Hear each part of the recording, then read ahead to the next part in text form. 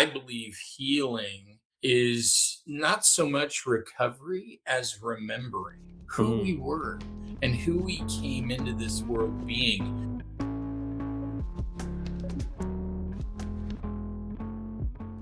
Greetings and welcome to the Compromised to Alchemized podcast with me, your host, Dr. Neil Bulchandani. I feel like yelling and shouting, and that's maybe not a good way to start an intro, but hey, you are going to be in for a treat. Yes, indeed. Not only do I have one, I have two people that you'll get to hear from and see. And now, this is kind of like the interview I did with Renee Bells, where I had Molly Eastman text in some really fun facts and questions, just prompting me. Again, inspired by Amy Poehler's Good Hang podcast, where she has her guests. She interviews somebody to talk well about their friend, and that's going to be somebody that knows the actual interviewee. So mine is not that, but inspired by that. And so I really want to give this person, Dean Hall, who I'm interviewing, the proper lead in, right? And I feel like, this is a season fitting, I guess, because Renee Bells has been an MC. I've MC'd before. I'm getting ready to MC the Phoenix Heal event led by Mandeep Johal, her tremendous visionary capacity with putting on these heal events. I was part of one in LA, and we've stayed friends, we've collaborated, and she's now putting one on in Phoenix, so I'll be able to just help and facilitate. Well, it's kind of like that for this. Like, I'm the host, but we need an MC, so I feel like that's the flavor I'm bringing, but it's really Harvey Martin who brings that. So I got on with him. He was gracious to hop on with me, and their backstory is too good. So just feel like you just have to listen, and you have to know that Harvey Martin and I met in a really cool way, as you'll hear. And it's through Harvey Martin and his Mart experience. I was just a part of this, being involved in leading sessions in Minnesota at the MASH facility, an 80,000 square foot facility. Epic. You know what? But let's talk about how epic Dean Hall is. Harvey does a great job. Harvey's become a great friend. And through Harvey, I met Dean in Minnesota at this Mart experience. Dean was also came in to lead session teach, and it was through that we got to know each other. The night before the event, there was just a select group of us that got to go deep, and you know what? I feel like that's when Dean and I gelled, and we've become friends, and it just feels like we've known each other. So Harvey is gonna lead the way in this conversation at the beginning, telling us some great insight on Dean, as well as the question. And you know what? Dean doesn't know any of what Harvey said, except for what I tell Harvey. What I tell Dean when I talk to Dean on the podcast. So I give him a little heads up, but just so you know, this is just going to be fun. Harvey needs an intro, but we'll do that. He's already been on the podcast, so check out his podcast episode with me, Dean Hall. Oh my gosh, I need to read his bio. By the way, his bio precedes him. If you all don't know who Dean Hall is, I'm looking at my phone so I can get the bio. Bio is, he's an amazing person, really gracious, deep, profound. He has such a huge heart. He's so caring. The way he speaks about, the people he knows and loves, and his wife and his daughter and his family, it's really touching. And that's more important, actually. And then also, look, he swam across the Willamette River, 187 miles. Let me read it. It's better when he writes it. Dean Hall is a licensed therapist with over 36 years of clinical experience and more than 63,000 hours working with individuals navigating trauma, anxiety, and chronic stress. After losing his wife to cancer and later facing his own life-threatening cancer diagnosis, he became the first person in history to swim the entire 187-mile length of Oregon's Willamette River. What began as a personal challenge became a turning point as prolonged immersion in cold, wild water and the natural world reshaped how he understood healing. His doctors later confirmed that the 22 days it took to swim the Willamette River had ignited Dean's spontaneous remission of leukemia. That experience, combined with decades of clinical work, led to biowild psychology, a nervous system first approach grounded in a simple idea: the human nervous system is hardwired for nature. He now teaches practical ways to restore regulation, clarity, and a sense of belonging by getting the body out of synthetic environments and back to where the body can feel the earth again, because the wild cure isn't something you find, it's something your body remembers. Legendary. So great. We just get into so many amazing topics. Other rivers Dean has swam, right? Has swam. I don't know. Just too cool, too amazing. We talk about the way we can hear messages through water. Really fun. I just enjoyed it so much. We become really good friends, and we're going to hang out in person. We're going to collaborate on things. So can't wait for all of that. But check it out. Enjoy. And you're also hearing, fittingly, you're hearing Smokeless Fire by Michael Gunger. The reason I say fittingly for Smokeless Fire is that the song could be an homage to sauna. And sauna was a huge part of not only Harvey's message and what he loves to cultivate, but sauna in Minnesota. We had 4 saunas at the event, and we were just going in and out of each of them. Dan, the sauna man, he was the maestro of sauna experiences. I experienced a really amazing treatment like I've never had. Just so cool. So I'm excited for you all to hear this episode. Can't wait to hear what you think.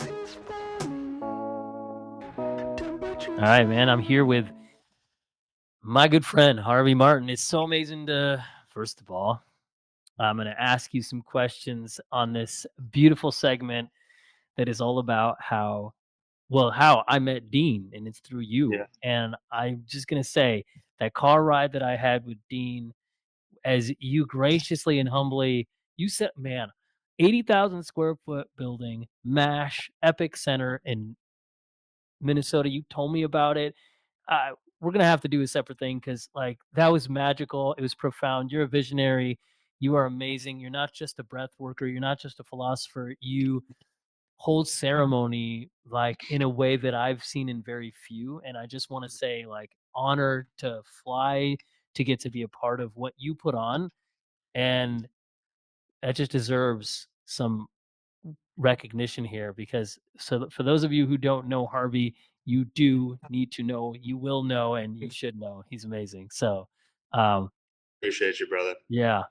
So I met Dean because I don't know how to frame it, but basically he came out to your event, and I met him through this sweet, kind of night we had before the event, and then at the end of it, he's in the car with me in the back seat, and we catch up, and I hear his story, and I'm like, "Oh my gosh, this is so Yeah. profound." Yeah. So tell me, yeah, I want to know. This is all about how you're somebody who is the reason I know Dean. I want to dive in deep and really tell his story, hear his story. And so I feel like it's a good for me to ask those who know him more than I do. And how do you want to frame up this time I have with Dean? What's amazing about him that maybe people won't know, don't know, something he might not want to share, will share, or just words about him that really characterize him?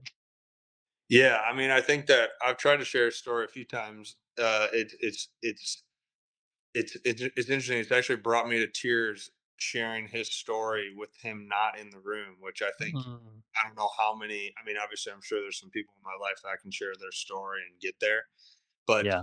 where he is, it's done that to me. And so even hearing that, I think the thing that, when I first heard Dean, I didn't know him yet. Originally, I was speaking after him at an event, and I was listening to this guy speak, and it was just one of those moments where you got to meet this guy. I had to meet him.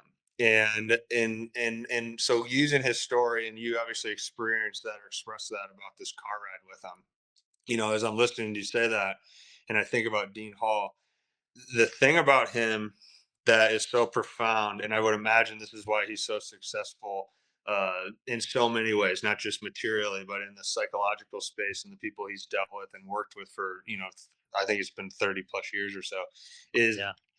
he is so grounded and present in himself that the energy is so engaging that it naturally allows you subconsciously become yourself in the moment. And he is so talented at that and skilled at that, which talent and skill is probably the surface of how he got to that. I think he got to that because of who he is and how he lives his Yeah. life. And that's where the profoundness comes in. So I think when I've shared his story in the past, which I'm sure you will hear and the listeners will hear, it's brought me to tears because it's moved me. Mm. And that's where he was off the charts to me when I first heard him speak, because I hadn't been in a room or listening to speakers. I've listened to, I wouldn't know how many speakers and coaches and teachers I've had in my life at this time, but he had a profound way of telling a story that made you feel something. And I think anytime you can feel something while listening to somebody, they're a good storyteller. So that's where I say the talent and the skill that he has. He has an actual talent for storytelling, right? Yeah. Just so Yes. happens that his actual talent is coupled with an incredible story. Yeah. Yeah. That's not common to Yeah, so have both. he has those going for him.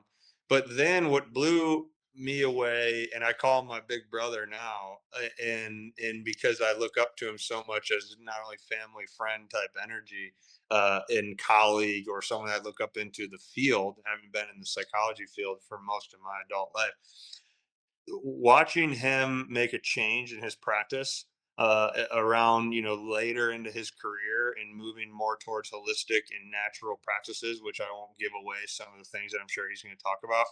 I think anybody who has the ability to make a decision off of discernment and go with what they're feeling in their gut and then do that professionally, that's such a rarity to be around people in life that have the confidence and the courage to make moves like that. And I think so for me, when I first heard him speak, I'm hearing a guy talk about psychology and talk about helping people through grief and traumas and a lot of stuff that I've heard before for sure, right?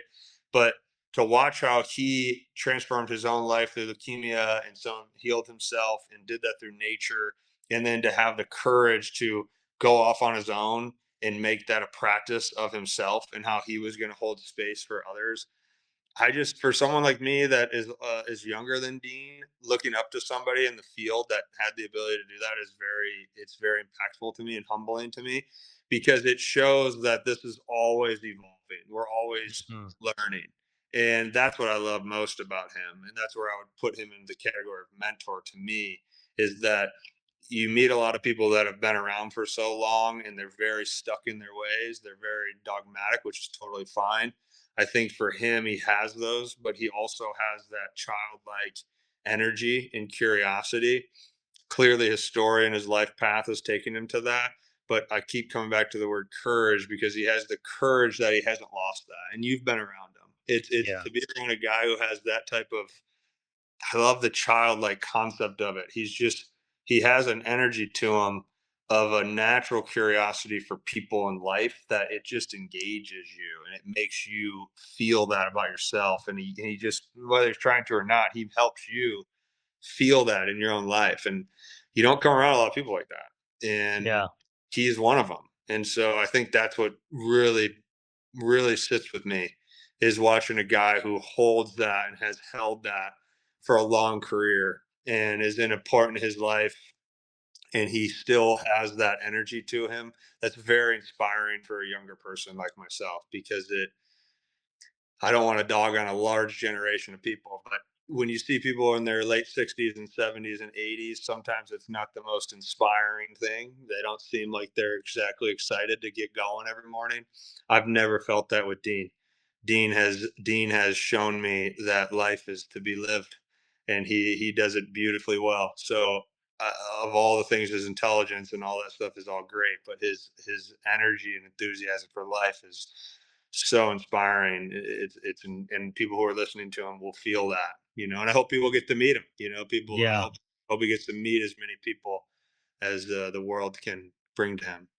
Yeah. Well, it's good. I'm gonna he'll hear this later, but I'll tell him. And then what's a question? One question that you think I should ask Dean during the talk? What's one question I think you should ask Dean during the talk? I would ask him what scares him. Okay. What scares them? What scares him, and how does he use that to understand even more of himself? Oh man, I'm gonna be letting him know I'm just a few minutes behind, but that's good. That's so good. Yeah. So what scares him? And say the second half of that again. What scares him, and how Yeah. does he use that to go Okay. even further into Yeah. himself? That's so good because I would not have thought to ask him that at all. At all. Not one bit. This is why you needed to be here, Harvey. This is why. So, oh my gosh, epic. Well, I so appreciate you being up for this and taking the time. In one way, it's hard to like leave our conversation, but I know you took time out, and then I'm gonna ask him. I'll let him know what you shared in nutshell, but I'll ask him that question, and I can't wait to hear what he says about it. And Yeah. yeah, it's gonna be Well, good. you guys have a great time. I'll have my love has been sent to your guys' Thank you conversation. so So much. have a great time with them, and you guys are two amazing humans. So I'm sure it's going to be a blast. All right, and it's exciting to sit down here across from you, Dean, and have you on my Compromised to Alchemized podcast. It was awesome to get to catch up with you for a few here just before we Yeah. started. And we're going to get into more, but I'm so happy to have you on. And I can't wait to dive in deep in this conversation with you. It seems like every conversation, no matter just the small time I've gotten to know you, I love our conversations because they almost always dive deep, Neil. Yeah. And Yeah. I've been looking forward to this as well. Just selfishly, to get to see and catch up with you again and hear how that beautiful brain of yours works. Yeah. Well, thanks. I mean, I just feel like, yeah, what I'm doing is pinching myself with the gratitude, and maybe pinching myself with gratitude is kind of a funny way to say it, but I'm pinching myself at the fact that I got to Yeah, meet you. I pinched myself with joy before, but why not gratitude too, right? There we go, right? I think if we pinch ourselves with good intention, there's probably a whole lot we can get out of it. But I think I want to squeeze every ounce of this conversation. Yeah, And yeah. but yeah, let's tell people how we met, because I feel like that'd be a natural flow of, you know, people have, whether people have known you because of your renown and your uh legendary status in terms of, you've been on, like, what is it, 490 episodes, This podcast is number episodes. 490. Yeah. I've listened to multiple ones and enjoying a lot of them. And but yeah, let's unfold how we met. And it's pretty cool Yeah. because we just met, what was just over, was it 2 weeks ago? But it felt It was like, just 2 weeks. Yeah. yeah. 2 or 3 weeks maybe. Yeah. But, So tell me how you're you. one of the few people Mhm. that, uh, I think you before I actually got to meet you, you led us through some of your exercises. Yeah. And I've been teaching meditation since 1998, Yeah. and I'd never heard of your techniques because they're your techniques. And they were just so interesting. And I had such an experience. I thought, wow, I've got to learn more, not only about this man, but from him. But Mm. then you were so fun to talk to. Mm. And you were just so welcoming, and we had just such a connection. It felt like we'd known each other since grade school, which for me is a very, very long time ago.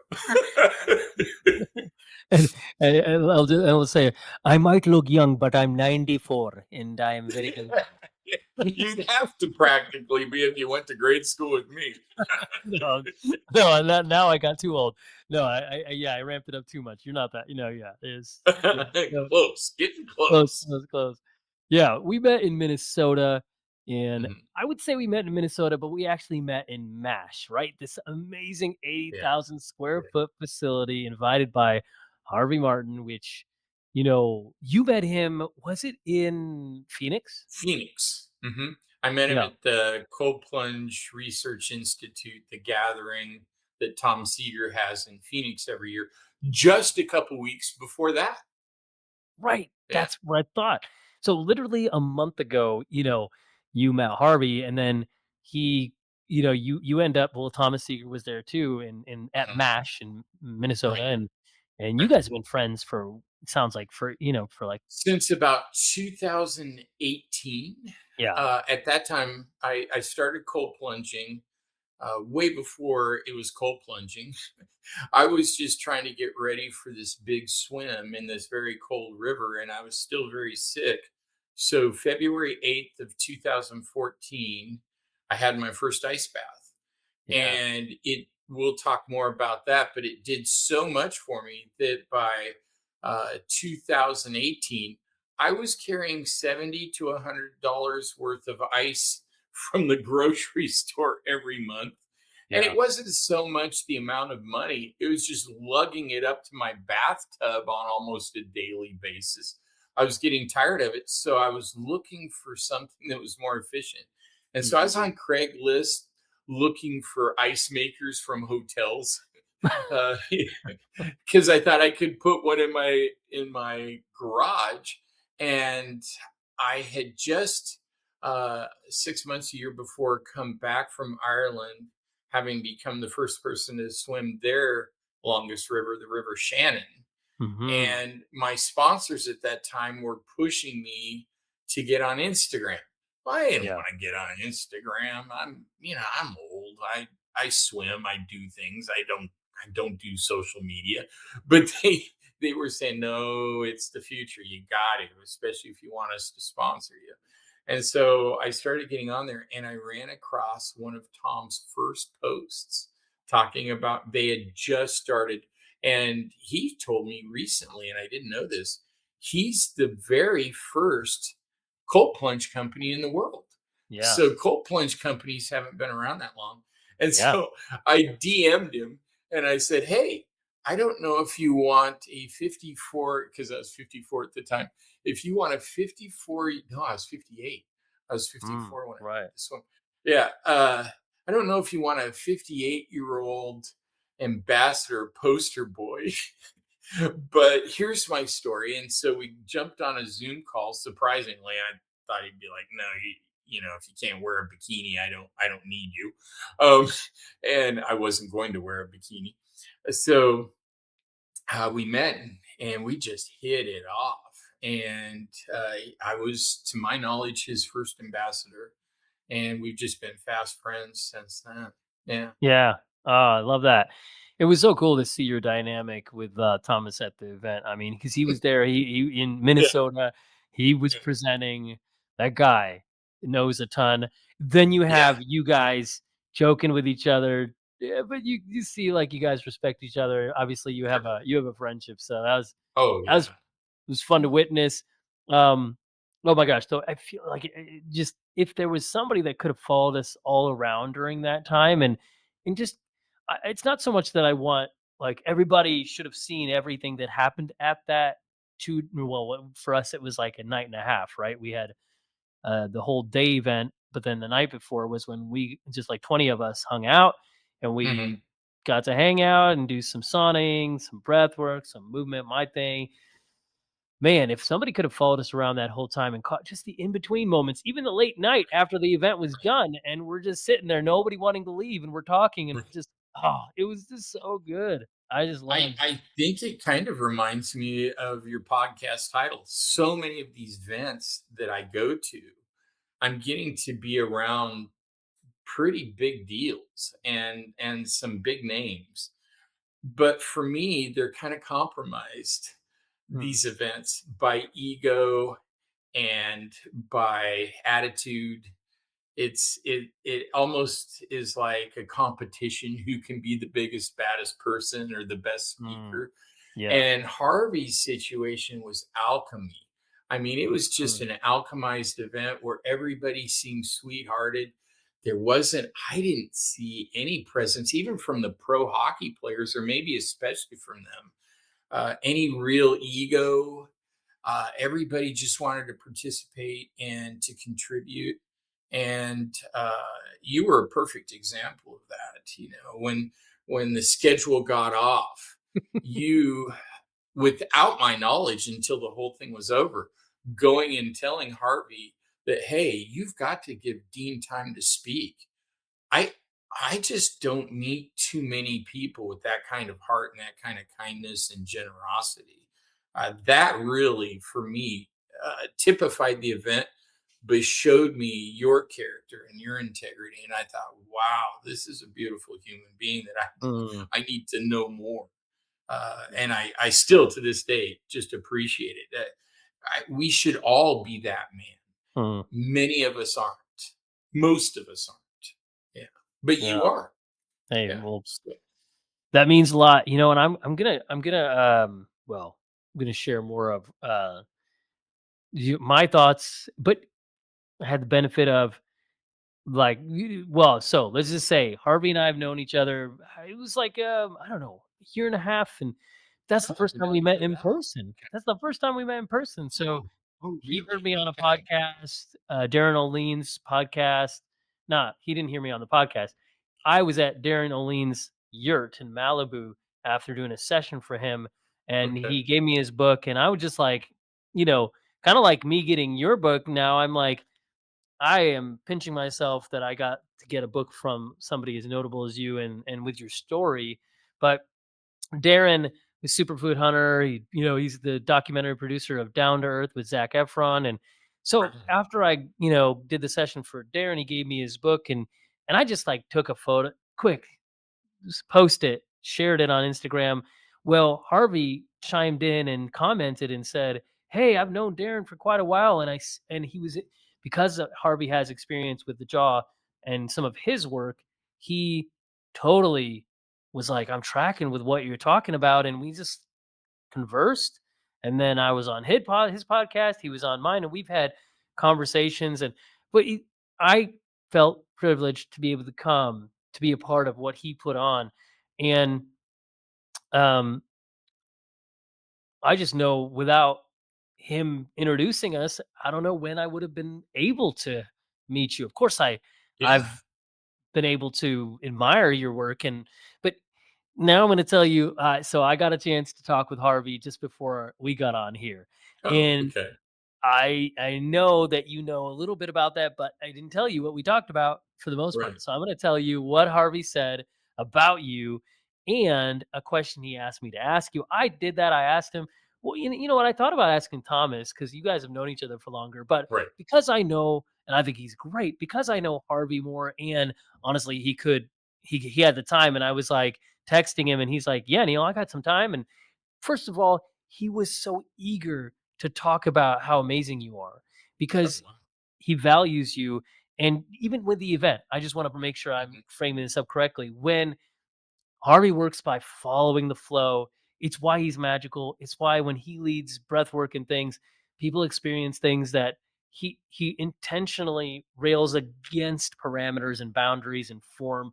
But I've been there too, and I just feel like because I've been around that intuitive flow and I love the flow in that, sometimes you need somebody else who can say like, do you remember that part? And as soon as I told Harvey, "Hey, I think do you think what about Dean?" And he's like, "For sure. He needs to speak. His story needs to be told." He was as confident as I was. And it's like me and Harvey talked to Harvey about that. There was 3 of us, but it was really 2 of us. And he's like, "No, for sure, man. He's got to speak. I know that. I just he was trying to make sense of how he knew both of us were supposed to speak in the morning Yeah. and Right. it didn't happen, and I'm like, Right. You know what, honestly, let's just say at this point, just that it happens," and he's like, "Totally, man," and I'm like, "I think Dean is wise counsel," and he it's like if we're all sitting around a fire, AKA the sauna, right? That's kinda how this plays. If we're all sitting around the fire and there is somebody with tremendous wisdom that shares a story, it is Dean. And if we sit around that, we all will be better and we will come into contact more with who we are. And it's almost like that was a sacred thing for you to be someone who shared your story with us. And I feel like Mhm. how it worked, it was better that it happened at the time of day that it happened because by that point, like it was almost 100 people that were there. There were pro athletes who had flown in, people from all over the world had made it. I think it was beautiful earlier too, but I think the fact that there were more people pro athletes and practitioners that got to hear your story. I feel like that part was so good. I'm so glad. So I just got to be a person who helped add unction to Harvey's internal unction, and Right. he's like, "Yeah, Right. man, you're right, Neil." But I know he was really keyed into that. So, talking well about a guest is a concept that I borrowed from Amy Poehler on the Good Hang podcast. Okay. Clearly, she's famous, epic. But what Right. I've loved about her conversations is that she'll have somebody on, and honestly, I've only done this a couple times, and I'm not taking her idea. I'm inspired by her idea, and what I think that this does is it just allows us to have somebody who, in one way, knows you more than I do in terms of time, but also Mm, it's the reason we met, and I felt like it was sure. special to have him. What did he say? He said he's never met somebody like you, and he said, not only are you a great storyteller because you have a craft and a gift at telling stories, but you also have a life to where the story of your life has been so profound. And so you have two separate things happening, and I believe that's true. And he just spoke to how he just esteems you so greatly. He Mm, considers you like he wants to call you older brother. He wants to call you mentor. And so just know that he said many words. You'll hear them, wow. and he spoke really highly of you. And I feel the truth and veracity of his words. And I know Mm, that's why you and I are having this great time together is because I came mhm. into Harvey's stream here and got the pleasure of meeting you. Oh, wow. Well, that's I don't know very few times in my life am I at a loss for words, but I'm at a loss for words. Those kinds of words coming from someone like Harvey and then being amplified and broadcast by someone like you is just a gift. Yeah. And about all I can say is thank you. Yeah. Ah, yeah. Mhm. Well, and I know it's gonna be good when you get to hear Yeah. Yeah. I'm not gonna make the joke. I think if Thomas was here, maybe he'd say, "And I'm gonna tell you about all the other things we talked about behind your back." Well, Dean. Well, Dean. No, Yeah. No. uh, I said, "Okay, um, what's one question that you think I should ask Dean?" And honestly, he asked me a question. He asked me to ask you this question. I'm like, I would have never thought of that. It is such a good question. And cliffhanger, Okay. momentum. I'm just drawing it out, right? No, I'm just kidding. It's a good question. So this is what he said, and I'd love for you to answer this. But then, of Sure. course, then we're gonna dive into the rest of our conversation Okay. to flow. But he said, ask Dean what scares you, Mm, and let's start there. not much anymore. uh, I think the only thing that I can say that would really scare me is to be extremely transparent. Mm, Uh, to lose my wife. I thought I'd never fall in love again. And then Bobby came along 10 years ago, and she's just developed such a deep relationship with me. And we are such good friends. And there's such beautiful passion, even at our age, that I'm just crazy about her. And so mhm. I think I I know that we're getting older and death is to come, but more than losing her from her dying, if I were to do something, say something, or be something that would cause her to think less of me, Yeah. or have less desire to be my wife, that terrifies me. Mm, Everything else, kind of second. Um, I think I'm also along those same lines with my daughter, Bree. yeah. She's now 33. Uh, she, my wife couldn't have children. And so for 13 years, we suffered from infertility. And then we have this really beautiful adoption story that I won't get into because it's long and involved and miraculous. Mm. But when Bree came into our lives, it was just the most beautiful thing. And because we'd suffered so much before she was born, uh, it kind of woke me up. I always wanted to be a dad, always wanted to be a husband, always wanted to be a dad. When all my buddies didn't, they Yeah. weren't thinking about things like that because I'd seen what it meant to my parents and the beauty in their relationship. And so I wanted to recreate my version of their story. And, but then having to suffer for 13 years.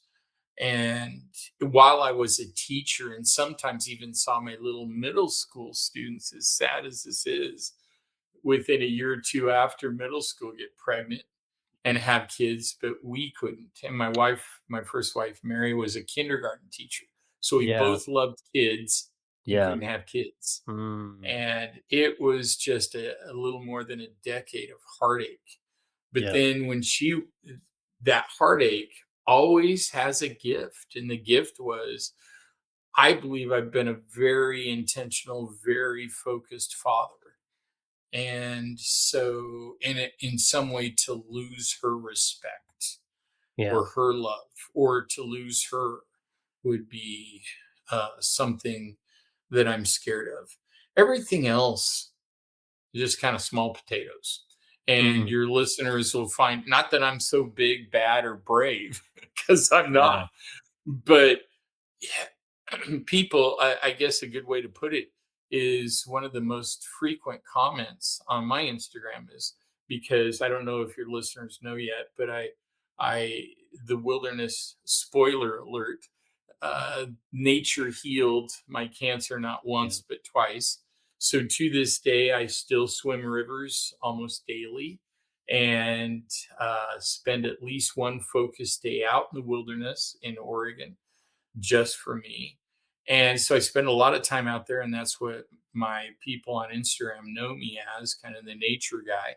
Yeah. And they're all the time asking me, well, what about bears? What about wolves? What about coyotes? What about mountain lions? What about ticks? What about drowning? What about hypothermia? All these things, and that I don't really worry about because I'm used to it. I'm out there. I've had experience out there. And so I Mhm. know what to look for. I know that it could happen, but in 10 years it hasn't. Yeah. And in life, I've experienced almost dying 3 times. I've experienced the loss of all my money. I've experienced the death of my wife. I've experienced cancer not once but twice. Uh, After that, some people say I've experienced the loss of my good looks, but quite honestly, you got to have them before you lose them.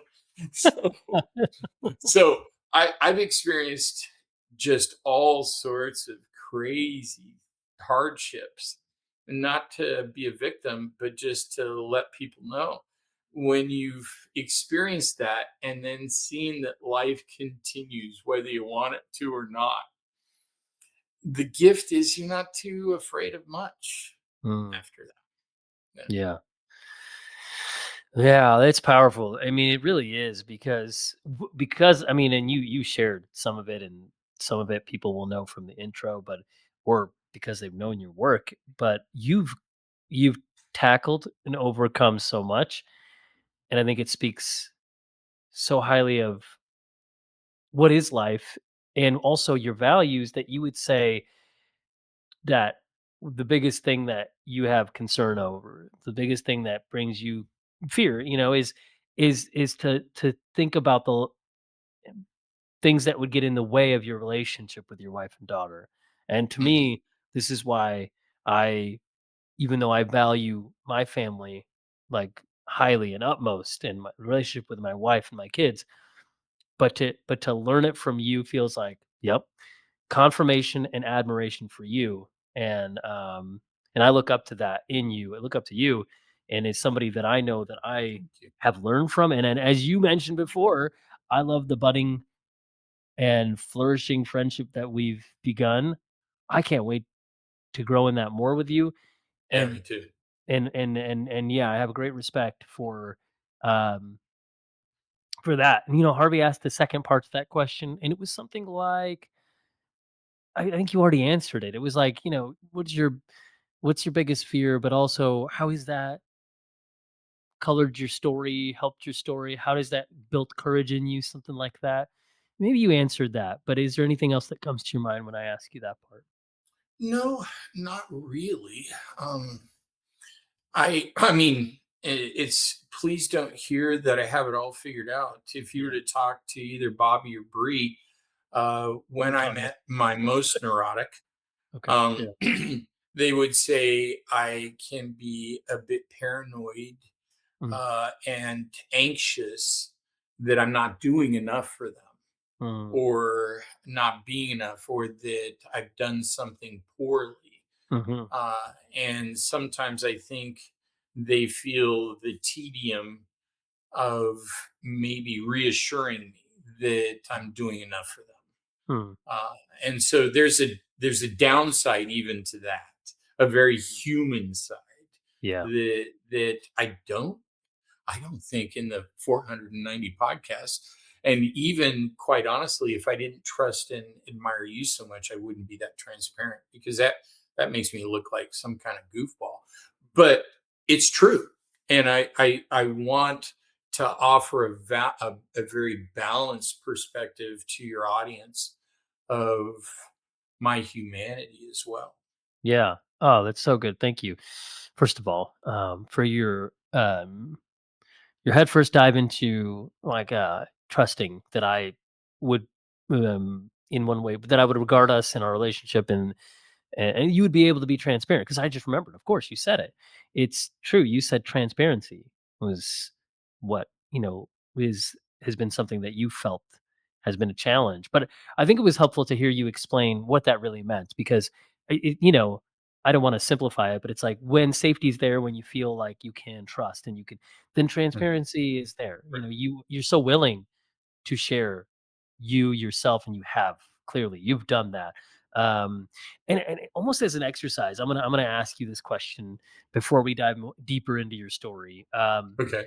When you said the word transparency, honestly, what I saw was see-through. I saw, transparent tape, right? Because you have the thick, opaque tape, scotch tape, and you can see it, you know what you're taping. But when you have transparent tape, the goal is that you can't see it. You can't Mhm. even tell that it's there, right? In an ideal Right. world. So, in one way, transparency is that you can't tell that there's a barrier. You can't tell that there's separation.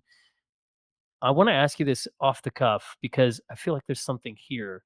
I lean heavily into intuition in the middle of a moment, Yeah, right? of course. Love that about you. So what do you think really is at the core of transparency when we talk about the human condition? Why do we have barriers? Like, why, you know what I'm saying? I Like, think that is the fear.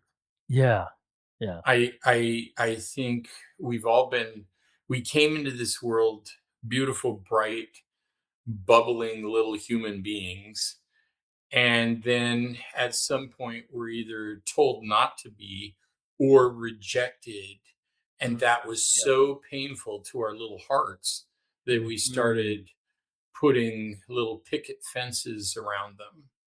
And depending on how hurt we were, or maybe even abused, um, depending on what that looked like and how terrible it was, is proportionate to how big the wall or the fence is. And I believe healing is not so much recovery as remembering who we mm, were and who we came into this world being, and trying to return to that. As a matter of fact, I'm a little more than halfway past my book that is a follow up okay, to the book that you just flashed, yeah, and the it's called wild cure, The Wild Cure. The yeah, follow up is called The Wild Return, and okay, how the cure has returned me and the thousands of clients I've worked with over the 36-year career to their what I call natural self or being. Mm. And as a little kid, man, I would tell you anything. Anything you wanted to know, I was happy to tell you.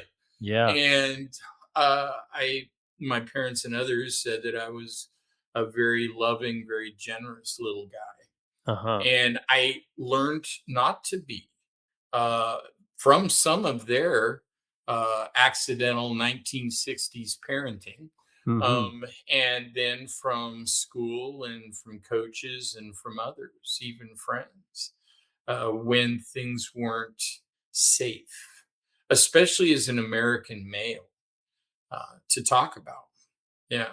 And so I'm hoping now that I've grown enough, healed enough, gotten strong enough to not really care. If you don't Mhm. like me, you don't like me. If you think I'm weak because I'm a certain, maybe a little neurotic with the two people who are most important in my life, uh, and maybe that's not quite fair to me. I don't know, but I Yeah. just wanted to be transparent. Number one, because I trust you and I want to give my best to you and what you're doing, but also I want to protect the listeners Mhm. from feeling uh from othering me, from saying, Yeah. wow, this Dean guy's got it all figured out, he's a great guy, I want to be just like him.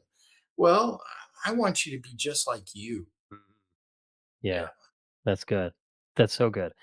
The Wild Return. I can't wait. And Yeah. um it's almost like, and I think you're going so many places with that. I mean, you've already gone so many with this The Wild Cure, but telling your story. I know the subtitle is From Death to Life on Oregon's Longest River, the Willamette.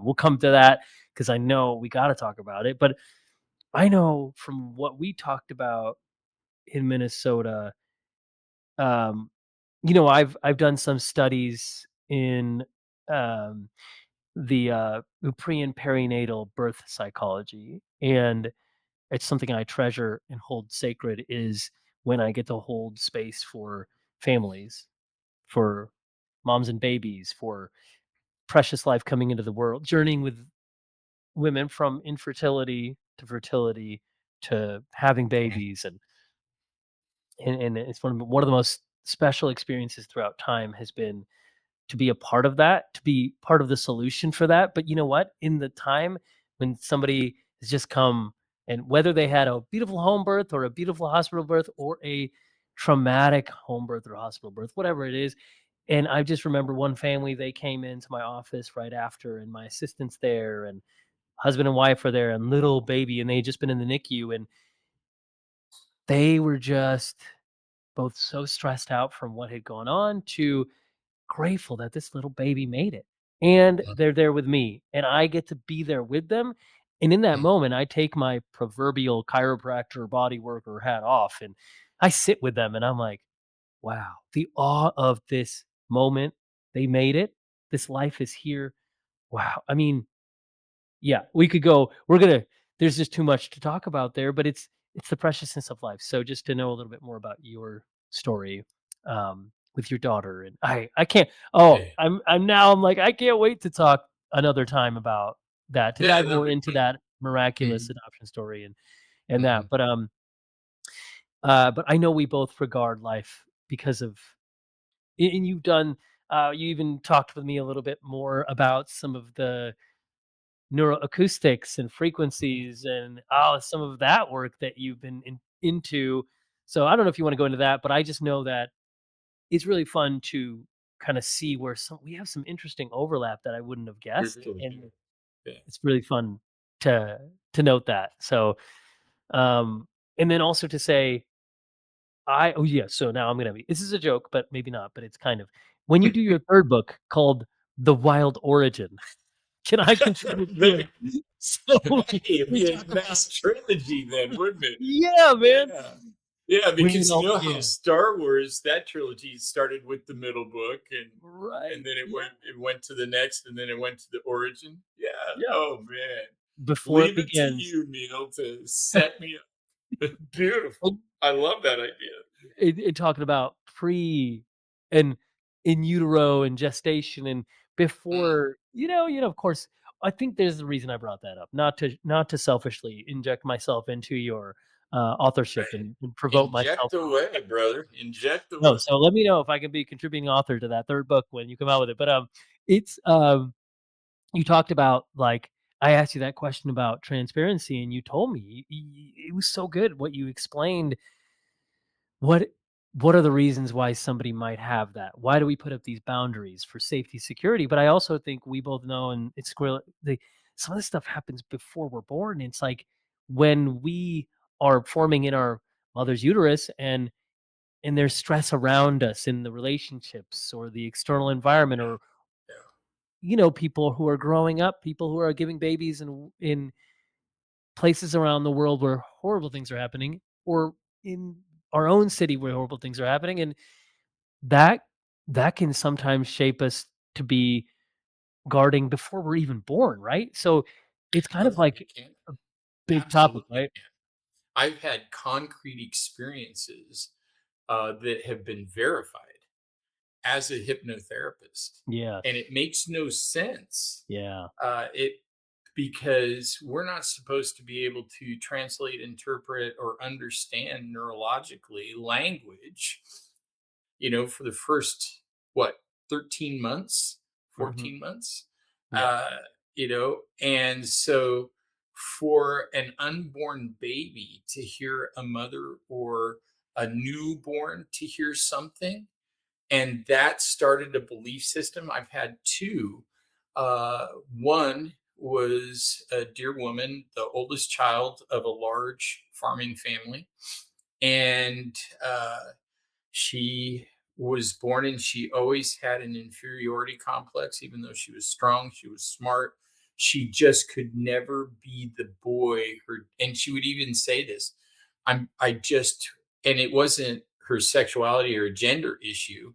She just felt like she could never be the boy her dad had originally wanted. Mhm. And so we did some hypnotherapy, and she heard her dad several times before she was born said, "Well, I Wow. just hope it's a boy. I just hope it's a boy." Wow. And Yeah. maybe, and she asked her mom if her dad had said that, and her mom verified it. Maybe she'd been told that story. But then I had another one, a social worker that I'd worked with for 3 years before I finished my certification in clinical hypnotherapy. And she would always call herself trash. And she was a wonderful, very loving, very giving social worker. She wasn't admittedly the most attractive woman, but she wasn't terrible. That didn't uh, create enough of a reason for her to just constantly refer to herself as trash. And I've been trying to get underneath this with cognitive work and dialectical behavioral therapy, trying to do somatic work around this thing, but we're making no progress. Came back, a new hypnotherapist, wanted to try this thing out. And on our second hypnotherapy session, I asked her to go back to the root. Where did all this start? And she came from a very strict Mennonite family, not old Mennonite, but a Mm. new Mennonite family. Okay. And uh,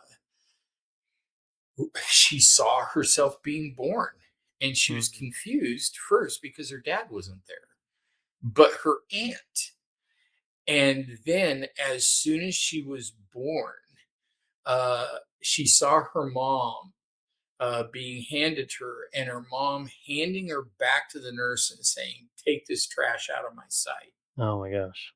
And so she cried and cried and cried. And when we were done, she says, "Could that be true?" And I'm like, "I don't know. It could just be something deep, emotional imagery. I don't know. Do you Yeah. Is her mother had just died?"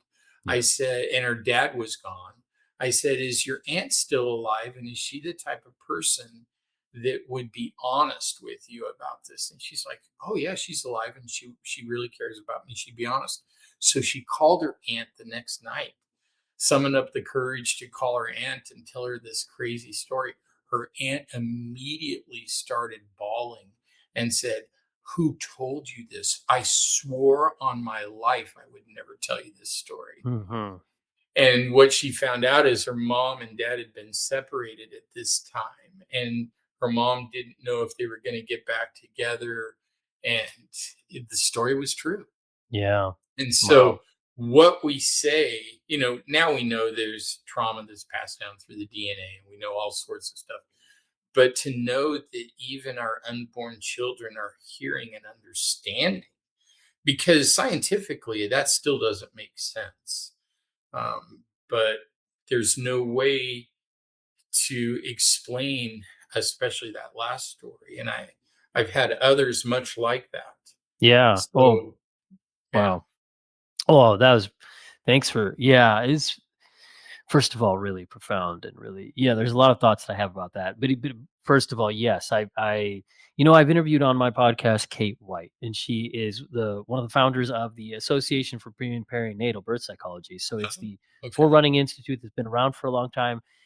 So just in sync, you two would really get along, and Mm, and their association has codified and proven a lot of this in a lot of ways in terms of uh, you know verified instances and explaining the mechanisms. And I'm not saying they have everything figured out, but actually so much. So for sure, I think your what you've seen and experienced, it's really really important. I think that some what I try to say is when some parents hear this or some people hear this, they're like immediately, oh, that they feel the pressure, the burden, the yeah, stress, and I know that. So I just want to let parents know too. It's like, yes, the veil is thin. Transparency. We're talking about transparency. There's a lot that can transmit through, but just know if you have an intent of love and care, right, that can supersede and dissolve some of the things that happen here and there. But at the same time, I'm not going to gaslight and invalidate the people who have gone through on the other right, side of that veil, who have been born into trauma and environments where they know things like that were said. It's like, nope, that's real. So I think it is really important to, like, first of all, those stories. And this is why Thomas Seeger did what he did at that event. I'm gonna laugh at that because, he basically did a 2-minute version of your whole story before you yeah, got up to speak, and I'm like, "Oh boy, he's just he's just he's just saying all the content that, Dean was gonna say." And then he said at the end, he's like, "And because I just don't know why Dean doesn't talk more about his current work." And what I mean to say is I get what he's doing, because he just sees you are so steeped in these cases, and mhm, and your work is so profound, and how you help people, that in one way I think he just like advocates for you sharing more about that. And I know you do, but how do you, yeah, for you, how did you feel when he shared, like, those minutes of, like, everything? I mean, you had so much more to share. There's no way yeah, that he captured everything, but yeah, in right. that moment, what were you, how was I mean, been around the block with Tom quite a few times, and I've seen him do that same thing. The first couple times, it was like, "Oh, no." okay. But what I've since I've gotten used to it, I see it Yeah. as a teaser trailer. I love watching movie Yeah. trailers, even if it's right before the movie. Yeah, me too. So I just let it be that. That's cool. But I also see it as a sign of loving respect and kind of a prod to Mhm. share my, because you got to understand, for the first 23 years of my practice, it was in a small little south central town in Kansas, rural town of 12,000. Yeah. I got so tight lipped trying to protect everyone in that little burg's confidentiality. I Mhm. think it's one of the reasons I got sick. Mm. It Yeah. got to the point by year 20, I had worked with so many people in that town that I couldn't go to any event, Mm. be it a parade or a sporting event or a church event or any kind of social or club event or any kind of presentation, without there being 20 or 30 people around me that I'm like, oh, I can't. I learned to nearly abjectly censor myself. Talk about transparency. I learned I couldn't ever be transparent because I had to protect others. And that was so I was constantly measuring my words and censoring because I didn't want anyone to hear me say something, even jokingly, and then later misinterpret that that was about them. Yeah. So it got complicated. Yeah. So uh, I am just now loosening up and realizing I can tell their stories without breaking their confidentiality. Yeah. Like even a year ago, I would never, especially on a podcast, I would never have told that hypnotherapy story. Mm, Yeah, yeah. even though it was important to tell. Yeah. Well, thank you for sharing that because it gives me, and it's valuable to really think about. I mean, it, I'll kind of say that in one way, this is part of my theme of the podcast, this compromised to alchemized. It's Mm, you've done this, you've both, right? There's like you've gone from compromised to alchemized. You've gone from struggling, suffering to figuring out how to heal.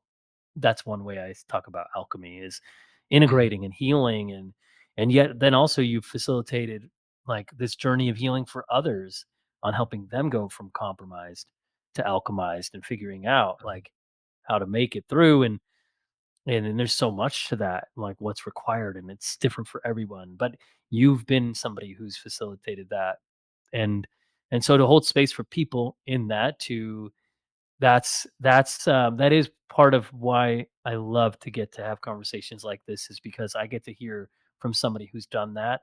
And yeah, you have the unusual combination of your own personal overcoming and your own issues, and then also journeying with a lot of other people. Um, and I'll tell you this because I've told this, but originally my podcast was called something else. It was called Embryology because of my work with moms and babies and parents of babies, but and embryology, and I geek out on that because I want to explore how did this all happen? Why is the floor of the mouth connected to 70 areas in the body and then the four main wow. areas? And we got to have that exchange where I got to lead, the group in some of that. A little taster. I mean, it was brief. Literally. Yeah.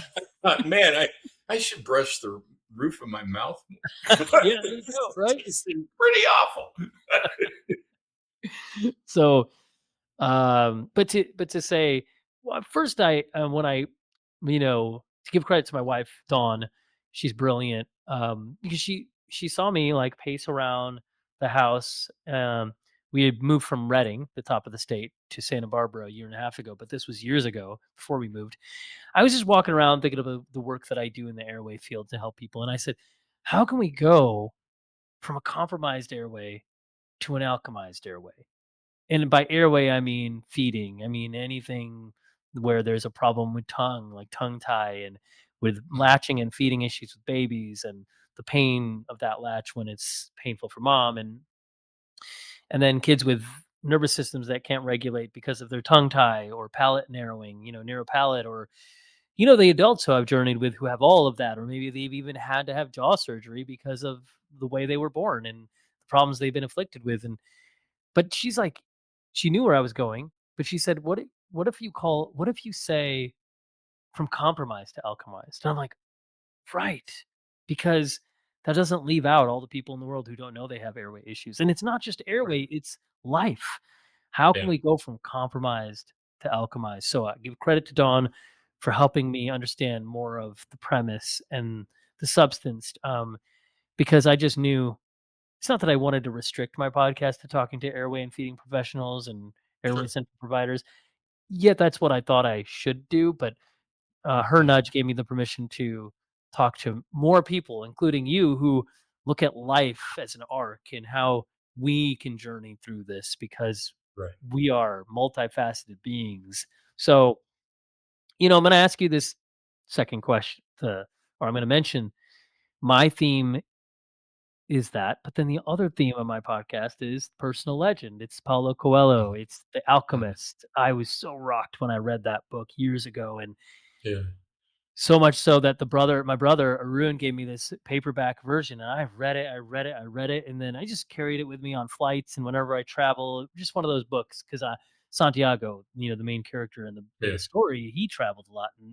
But my wife gave me a hardcover version that was really cool. It has some cool images, and I carry that. If anybody wants to see it, just because I'm mentioning it, it's this. It's a hardcover version, Oh, and it's nice. just really nice. But in that, Paulo Coelho has this phrase that runs through it. I mean, I love his languaging, and he talks about personal legend, and he talks about this protagonist Santiago who goes through and he's looking for his dream because he has this dream about treasure and he wants to find it literally, and he sells his sheep because he's a shepherd. And anyways, he ends up being mentored by the alchemist in the desert, and the story is really beautiful. But in the middle, he says, or he's roaming through this town, and this old mystical king named Melchizedek shows up, and he says, "The universe conspires in your favor when you are in pursuit of your personal legend." And of course, that strikes so many chords within me.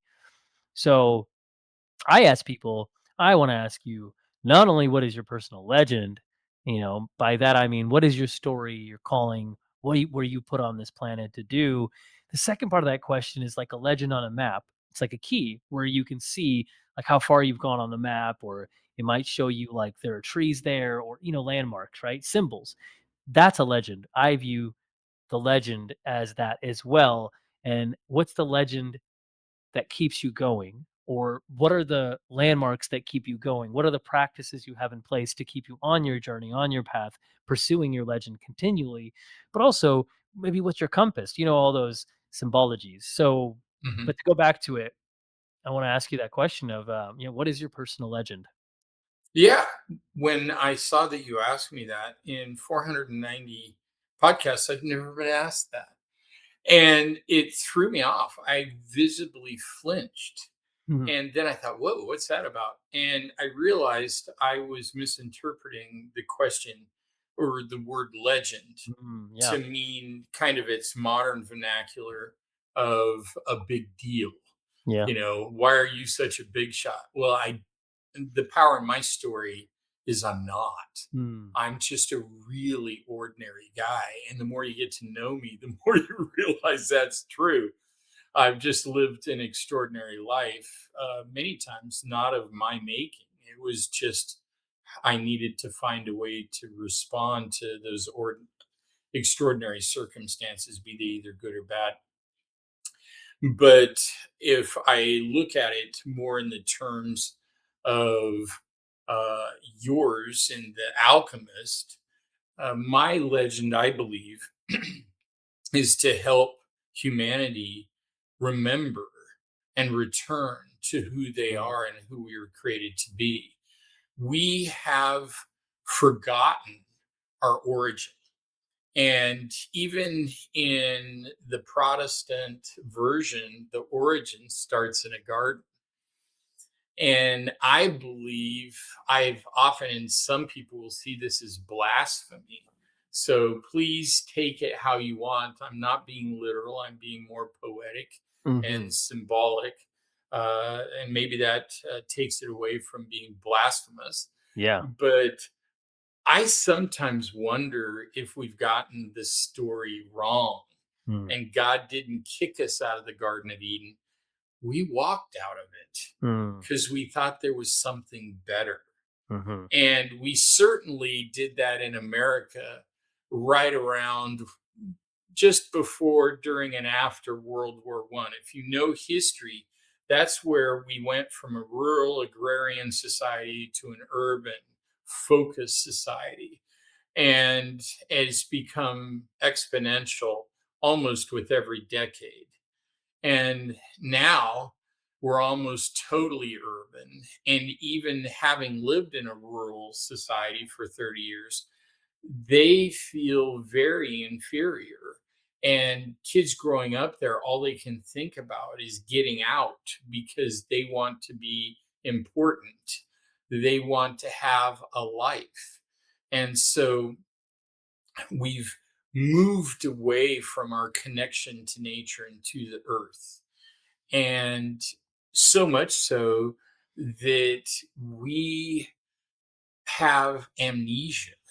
We don't even remember that we walked out of the garden. We don't remember or realize how important biologically, psychologically, emotionally, spiritually, being connected routinely to nature is to our well being and our Mm. health. So much so that when we're not, I tell everyone we're much more like our cell phones than we'd ever like to imagine. And everyone I know plugs their cell phone in every night. Why? Because they want it to work well the next day for all that they're going to put it through. And yet, we are bioelectric, bioenergetic beings that are even kind of shaped like electrical plugs. Yeah, yeah, totally. And yet, we never, Mm. or very rarely, or very thoughtlessly plug Mhm. ourselves into the planet. Yeah. And yet, that's exactly what we need to discharge negative emotions, Yeah. get to a neutral state, and then recharge with those positive electrical. Actually, I hate it that electricity and bioelectricity is backwards. Positive ions are bad, negative ions are I know, good. right? Yeah. Yeah. And so when you're talking about it, it can really confuse people, but we need to fill up with something called negative ionic charges. Yeah. And we never do so because we're never outside. And when we are, we're wearing, since the 50s, rubber soled shoes that block our feet and the ability to recharge. Mhm. And we hardly ever have skin to skin contact with each other, but then with the earth. And because of that, we're anxious, depressed, and chronically ill. Mhm. And as a classically clinically trained therapist, I Mhm. was all this. You know, Yeah. I tell everybody if I ever had a chance to meet Descartes, I'd probably punch him in the face because I think, therefore I am, set us in this headspace and this over focused cognitive uh, decline Yeah. to the point where we're we're just little brains running around without any thought to all the other magnificent millions of interactions that happen in our body and make us up as a human being. We are not I tell everybody, we're not a human brain, we're a human being. Mhm. And that is so complex. It's so still mysterious. We've Yeah. only just begun to tap into what that actually means. Yeah. Oh, So, that's good. my legend Mhm. is to bring humanity back to a harmonious, deep connection with Earth and Mhm. all its other beings, and to just find their way of doing it because we're all so very different. You know, I tell folks a bear doesn't live like a salmon. Mhm. Okay, they eat different things, they move in different worlds. So one of the problems I have with the modern biohacking movement is just because we're all humans, we all the same. It's almost like they prescribe biohacking strategies, one size fits all. Mhm. And that would be feeding the same thing to a bear and a fish. Both are animals, okay, but they're very different animals. Yeah. And so are we as the human Yeah. Yeah. I mean, that is whew, well, that's powerful. So yeah, tell me okay, so I'm gonna ask you the second part of that question, which is as animal. a refresher.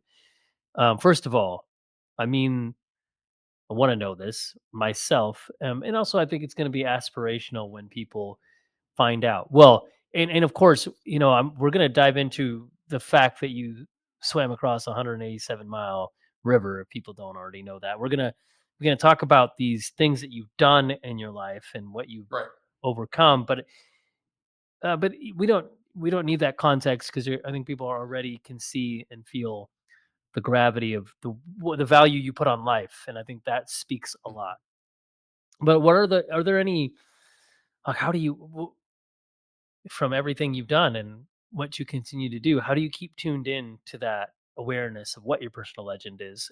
Are there practices that you Mhm. count on? I mean, maybe it is like getting, oh yeah, negative ions, electrons, right? Staying grounded. What are the things you have in place to keep you on your journey, on the path, pursuing what is of utmost? Yeah, there are several things I do routinely and use as kind of my metric for Mhm. staying healthy. And I found these work for most people. You've got to massage them and fit your own personality into them and make sure you're doing it in a way that's really pleasant and fun for you. Yeah. But I think it's really important. Neuropsychology has proven that the neurological, what they call the neurological power moments, are the first 3 minutes after you wake up. Hmm. What you think, say, and do, or what's said or done to you in those first 3 minutes kind of create the emotional, psychological trajectory for that day. And you put enough days together, you got a life. And Yeah. so that is just fertile ground to plant steadily, really important, really uplifting things.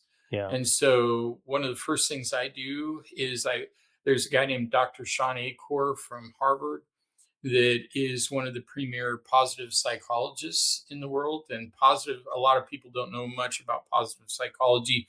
What they do is they go around studying the happy people, not the broken people, the people that are happiest, and they try to find out what are these people doing that are making them happier than the rest of us. And he, oh gosh, 20 years ago now, wanted to find out if he could turn a pessimist into an optimist. Mm. And so he took, he found 50 guys age 80 and above, because he thought, let's pick the hardest population to change possible. Yeah. And so he got 50 men, 80 and above, and he got them to uh, go ahead and enroll in this study for 3 years. They didn't have to do anything you'd normally do that you'd think would turn a pessimist into an optimist. And they didn't even know that that's what the study was about. Of course, they wanted to make sure the outcomes were blind. And so all these guys, they didn't have to read any psycho educational material. They didn't have to go to any kind of group therapy. They didn't have to go to group therapy themselves. All they had to do is fill out a self report mechanism or evaluation every 3 weeks and for 3 years. The only other thing they had to do is as soon as they woke up, even before they opened their eyes, they had to think of two new reasons, two new things every day to be thankful for. Mm. And then spend a minute on each one of those, just really trying to squeeze the life out of it. So as soon as they woke up, they had to think, and they encouraged them, think of small things like, oh, my left shoulder doesn't hurt as bad as it did yesterday. Something Yeah. almost so slight, it's silly, but then Hmm. really concentrate and focus on it until you're savoring it. I And that's love it. all they had to do.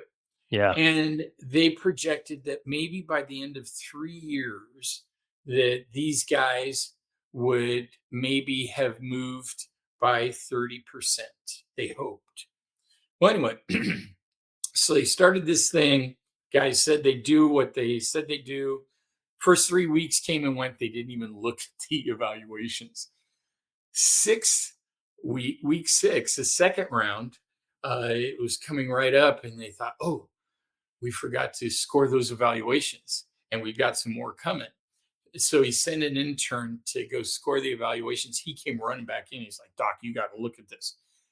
In just 21 days, all 50 went from mildly to moderately pessimistic to mildly to moderately optimistic. Wow. Yeah. From 2 minutes 2 minutes. of really concentrated gratitude.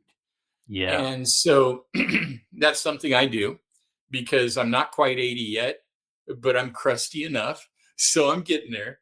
And I started that in 2013 was I'd heard about it earlier, but I noticed, I was dying of leukemia and lymphoma. They only had given me at that time probably 6 months to a year to live. I was down to right now. I just weighed myself yesterday. I was at a spa and I hadn't weighed myself in over a year. So I'm like, let's see if it's good news or bad news. I weighed 210 pounds and I've got probably right around 10 or 12% body fat. So I'm fairly lean and I'm 6'1". And at that point in 2013, I was 152 pounds. I was skeletal and Yeah. I was dying. And I was still grieving the loss of my first wife. My first wife died of an inoperable brain tumor. From the time she was diagnosed to the time she died was 52 days. Pretty easy for me to remember because she was 52 years old. And she died 15 days before our 30th anniversary. And I'd spent the 3 years just feeling really sorry for myself and waking up every day with a thud and having what I called my 5,000 pounds on my chest of a broken arm.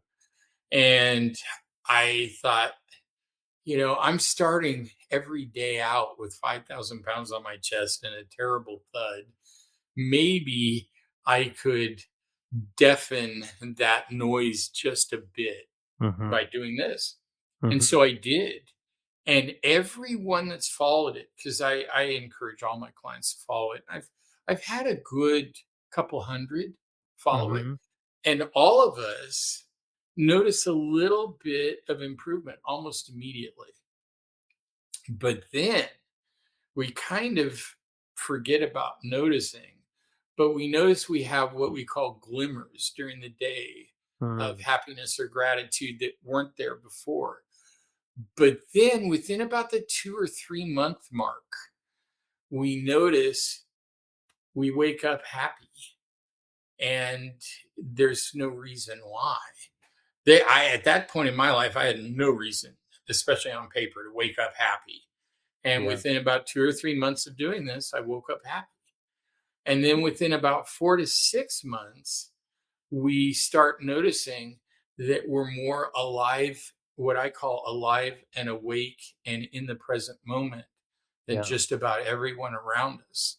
At about moment, it was probably about 4 to 6 months into this, doing this practice, I was standing in a grocery line. This was pre-COVID, so all the lines were open still, not just one or two.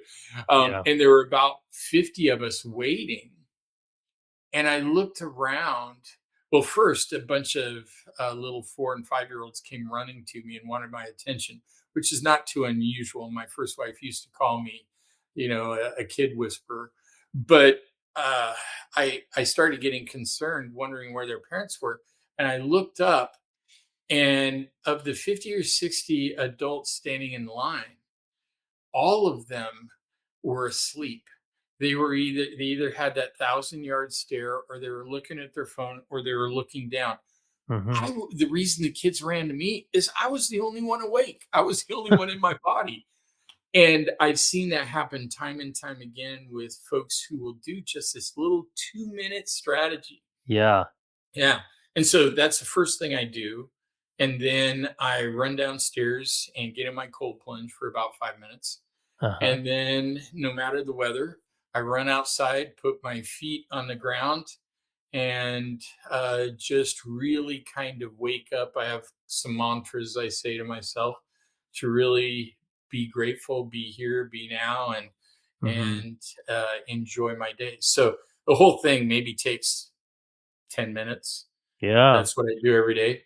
I've been meditating about an hour a day, Mhm. give or take, since October of 2000. I started Okay. that practice then. And so that's how I end my day. I turn off all devices. And I found, as silly as it sounds, I create a spa moment for myself. I I start the day in cold, I end the day in heat. Mhm. I've been Yeah. doing slow burn contrast therapy for 20 years. But I'll get in a nice hot tub with some bath Yeah. salts, light a candle, put on some spa music, and do mindfulness meditation for about an hour to ready my brain for sleep. And part of that mindfulness is I will do a body scan, see if any place is knotted up, and I won't concentrate on years past. I'll just ask myself, is there anything that happened today that caused Mhm. this physical reaction? There always is. Yeah. And I will either forgive myself or the people that I believe caused it, caused my body to react that way, and let it all go.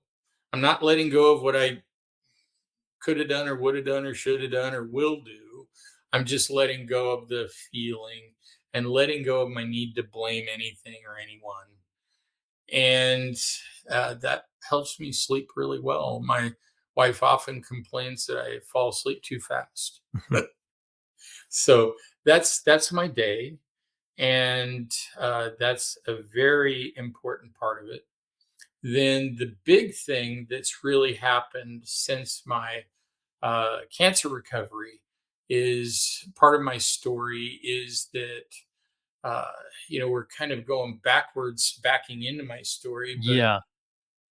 I don't know if you want me to back into it or if you want me to tell it quickly or what you want me to do with it. Yeah, no, I want to mention 2 things and then ask you a question to lead in. Yeah. Yeah, really, like, that was really great. I loved hearing how in depth, you went into, like, the gratitude, the importance of starting your day, those first few minutes, and that's beautiful. So it's like that, does it have a name, or is it you call it, like, waking up with thankfulness or something like that? Yeah. No, I don't know if Acor ever gave it a name. But Yeah. that really specifically, and then, of course, you mentioned cold plunge, and then you mentioned, um, the grounding, getting those electrons, and then, of course, you mentioned, like, the ending the day with the spa experience. But yeah, this, like, meditation, mindfulness, and heat, and nourishment, and, like, that's such a good. I love that, and I think also, because Thomas really focused on talking to us, as he is so brilliant with Morosco, his company, and the cold plunge, and he's like, a lot of people will, they kinda start, they do a lot of heat and a lot of workout, then they get into cold plunge. But I know you start your day with that, and it's kind of like, but it's cool how you, and some people have emphasized, do breath work, and that allows you to have some resilience, so it's not as startling when you get into the cold. But I would happen to think, what a cool way, first of all, to start your day with that gratitude and that very keen focus on it.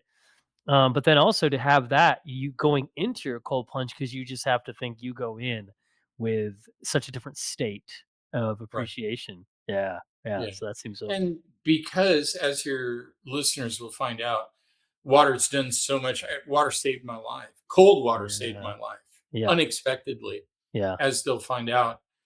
I see the cold very differently than most. Yeah, yeah, it's still hard, but have seen firsthand what it did for me. So yeah. to me, cold is a huge friend. Yes, And yes. so I greet it like that. And some of my buddies, as soon as I see them, slap me around a little bit.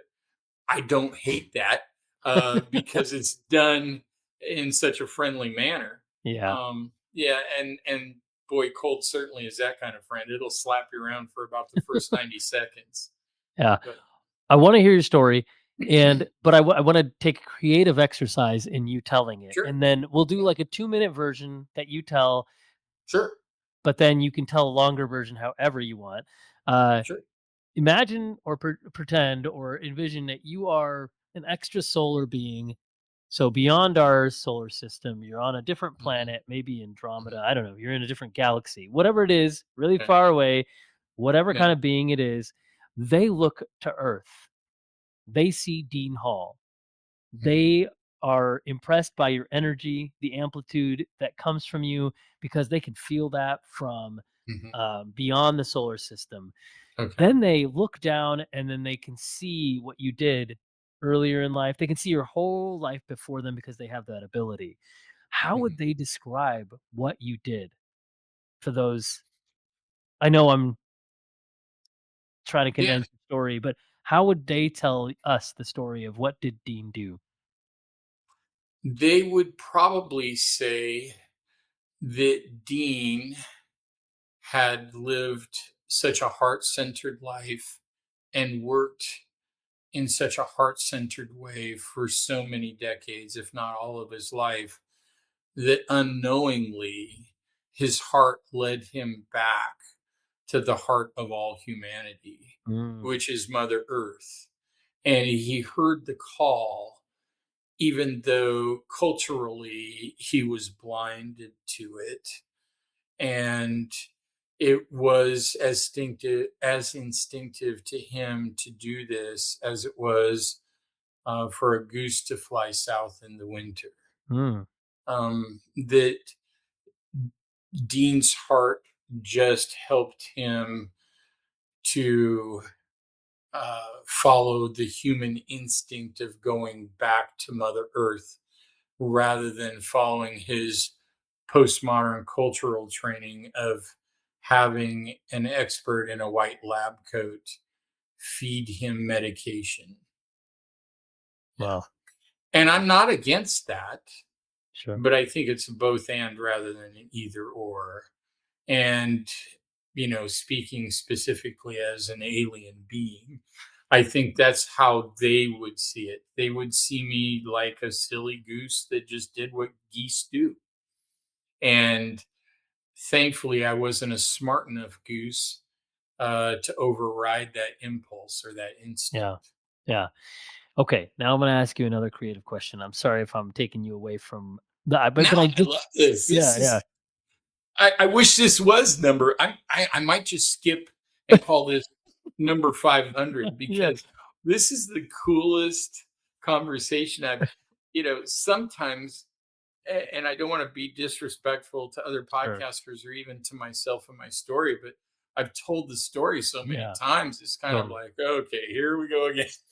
Yeah, Yeah. no, and I think there's there are gonna be people who have never heard your story the way that they might wanna hear it, but just know that we'll link to episodes, all 104 no, I'm just kidding, we won't link to Yeah, all yeah, 490, but people can find your story in yeah. a They way that might be more pleasing to them to hear it in or linear format. plug here. They could buy the book, The There you Wild go. Cure.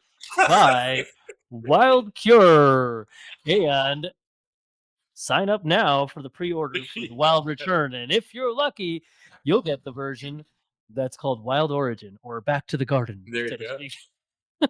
Okay, so now I want to go back. I don't know. I just have this picture of like you're swimming in the Willamette, Mhm, mhm, and I just view these waves like cartoon waves of like they're icy, they're white, they're big, but if you go to the water and the waves and you take the perspective of the water and the water mhm, is seeing what you do and the water is witnessing you, let's say the river, let's say the mhm, Willamette River, and let's say that certain part of it that you're in when you imagine and you go there right now. But if you could visualize yourself in the Willamette, and I don't know if you want to pick a place before, beginning, middle, end, or mhm. like 300, 111 miles in, I don't know what.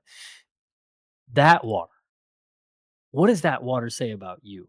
And what does that water Yeah. say about this person who is moving through it unabashedly, or all of the things that you did when you moved through it? I know there's a lot to that story. What would that water say if you gave it a voice? Yeah, this is gonna sound so cheesy, uh, because and I'll go ahead and tell you what I think it would say, but then let me give you a bit of the backstory to that. Yeah. But I would think it would just say, I love this guy Uh, and I love everyone who will let me. hmm. Yeah. Uh, when I got in the river, I was raised by two wild adventurers. Both my parents, my mom and my dad, were Yeah. mountain climbers. Uh, and this is back in the 60s and 70s when women were supposed to stay in the kitchen with pearls. My mom was Mhm. out there summiting peaks, and some of them pretty gnarly ones too. Little Mhm. 5'2" Swede, tougher than all of us, out there doing her thing. And so I tell everybody I was raised by wolves. Most of my childhood was out in Oregon in the wilderness, hiking and backpacking and climbing. And so I love the wilderness. But I realized here recently, I was enculturated and taught that the wilderness is there for us and for our recreation. Okay.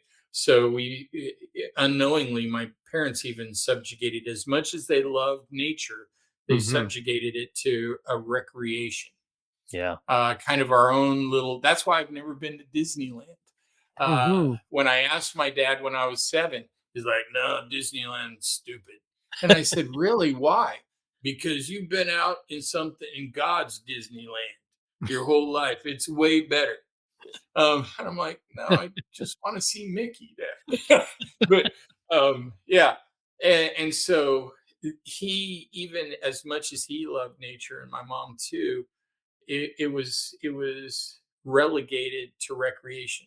Yeah. Most of us see it as a resource or background scenery Mhm. with very little other thought about it. Mhm. It's so hard for me now with the deep dynamic relationship I have with nature to see how we've taken our planet, our whole world, what feeds us, what we couldn't live without, and just push it over to the side like it's a bad stepsister or stepmother or something. Yeah. It's so odd. But so I went into that swim on day one, calling it the Willamette River. I just saw it as this beautiful kind of recreational source that I was going to swim 187 miles, hopefully to inspire other cancer patients to refuse to give up.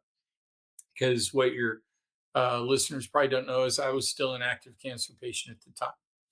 And so I thought if I, as an active cancer patient, swam 187 miles, they'd realize that they are fairly limitless as well. Mhm. And they don't have to be defined by a diagnosis. Then I got in the flow. When you're Mhm. swimming a river, it's pushing you along. And there were times where there were big white caps and stuff. I call them face slappers. And there Mhm. were the first day we went through two fairly significant rapids, which were much more hair raising. I've gone through them in whitewater rafting and had a great time. Gone through them in kayaks, had a great time. It's a little different experience when you're going through it, not in a boat and not with a life preserver. You're low in the Yeah. water, hitting about every rock. So that's a little more terrifying.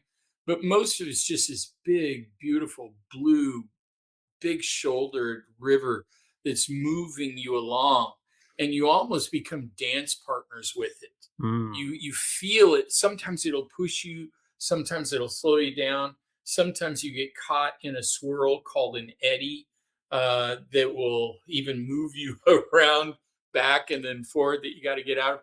There were times Willamette's full of whirlpools. I'd have to push through a whirlpool rather than get sucked down in it. You get used to that feeling, and so after about 3 or 4 days, I started calling it Big Blue Mhm. because I was developing this relationship with it. But then on day 6, we had just such an unusual experience.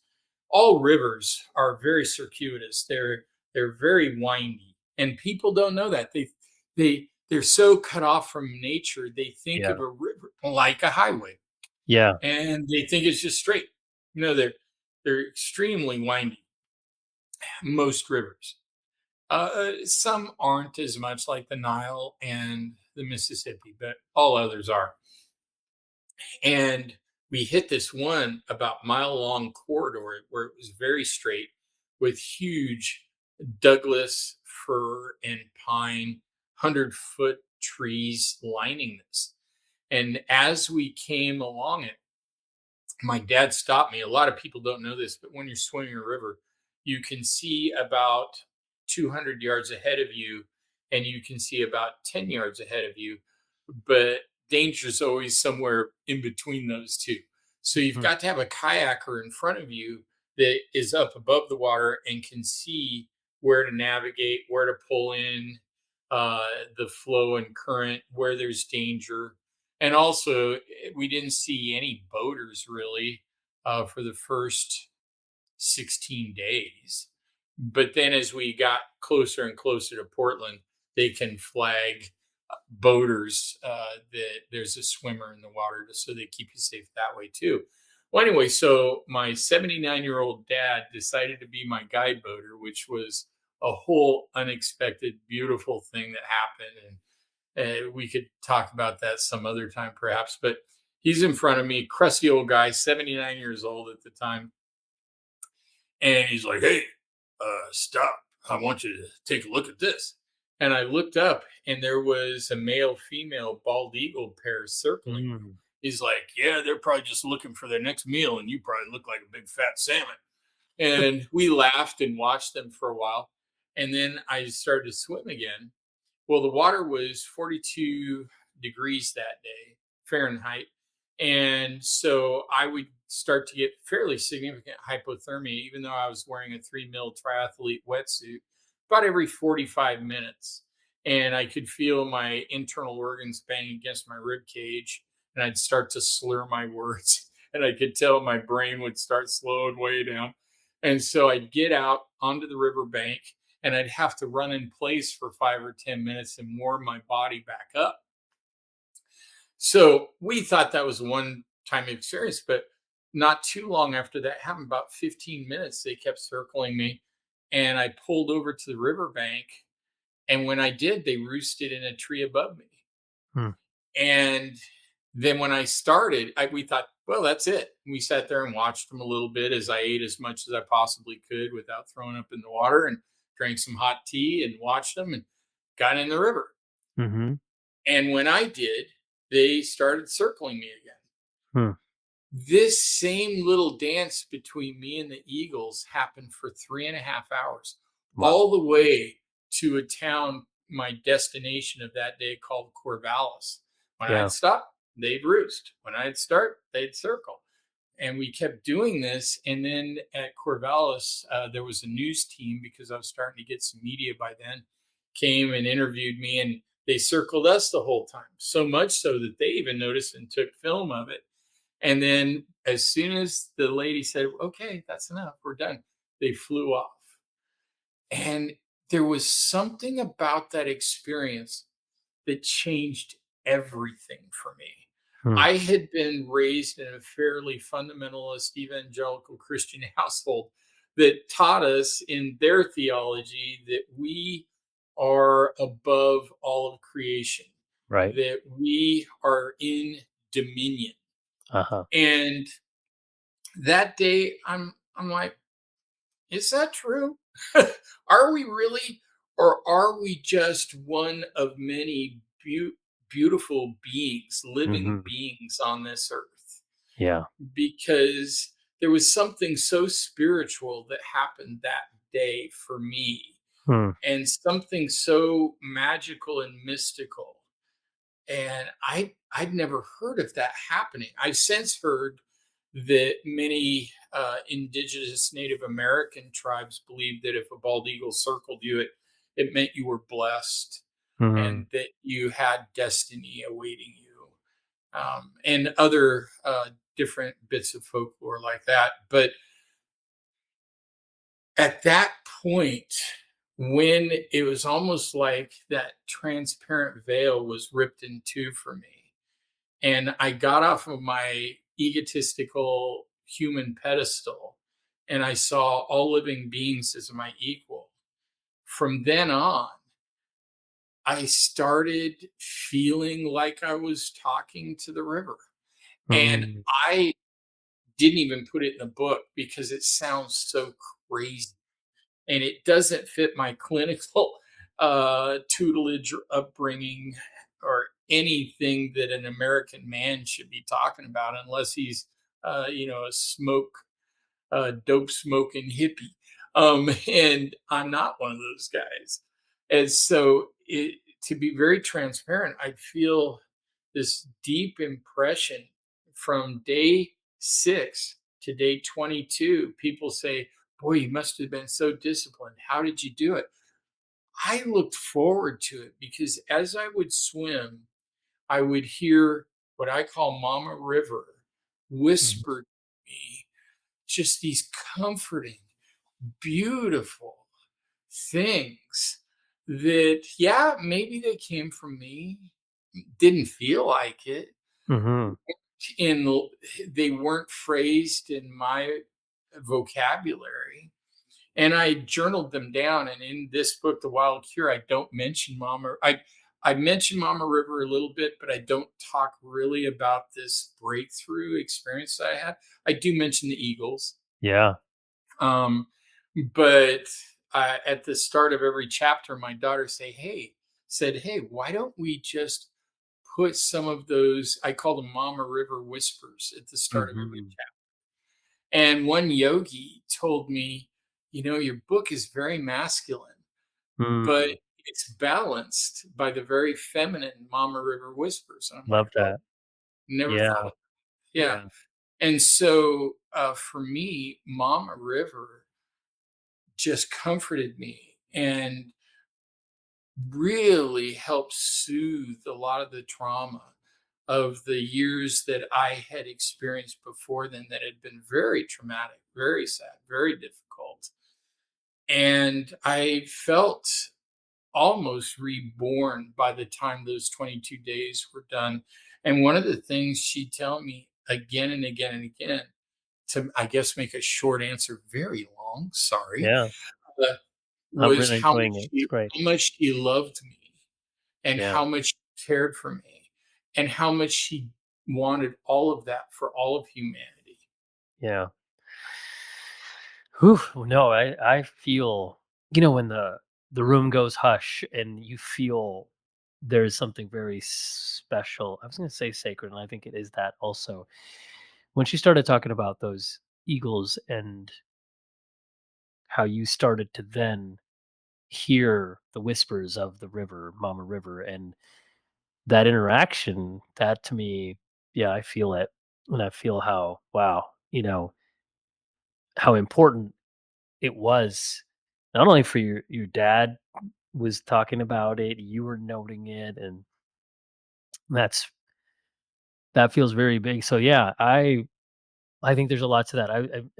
I have moments in my story, which I will go into, where nature's been a big part of, my life, but specifically certain animals, hearing or interacting or being aware of them has been so pivotal.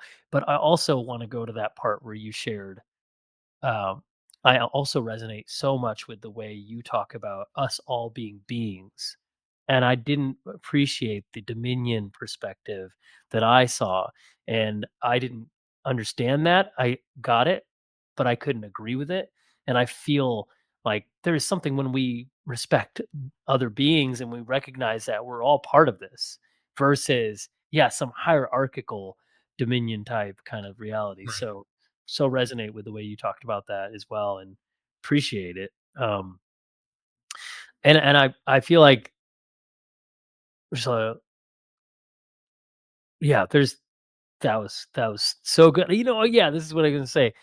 Boy, it just is almost like as you were sharing about this, and I was hearing you share about this, hearing you talk about Mama River, I just kind of like almost heard you in your voice, which is just so you and recognizable, and this deep voice of just talk, but carrying voice.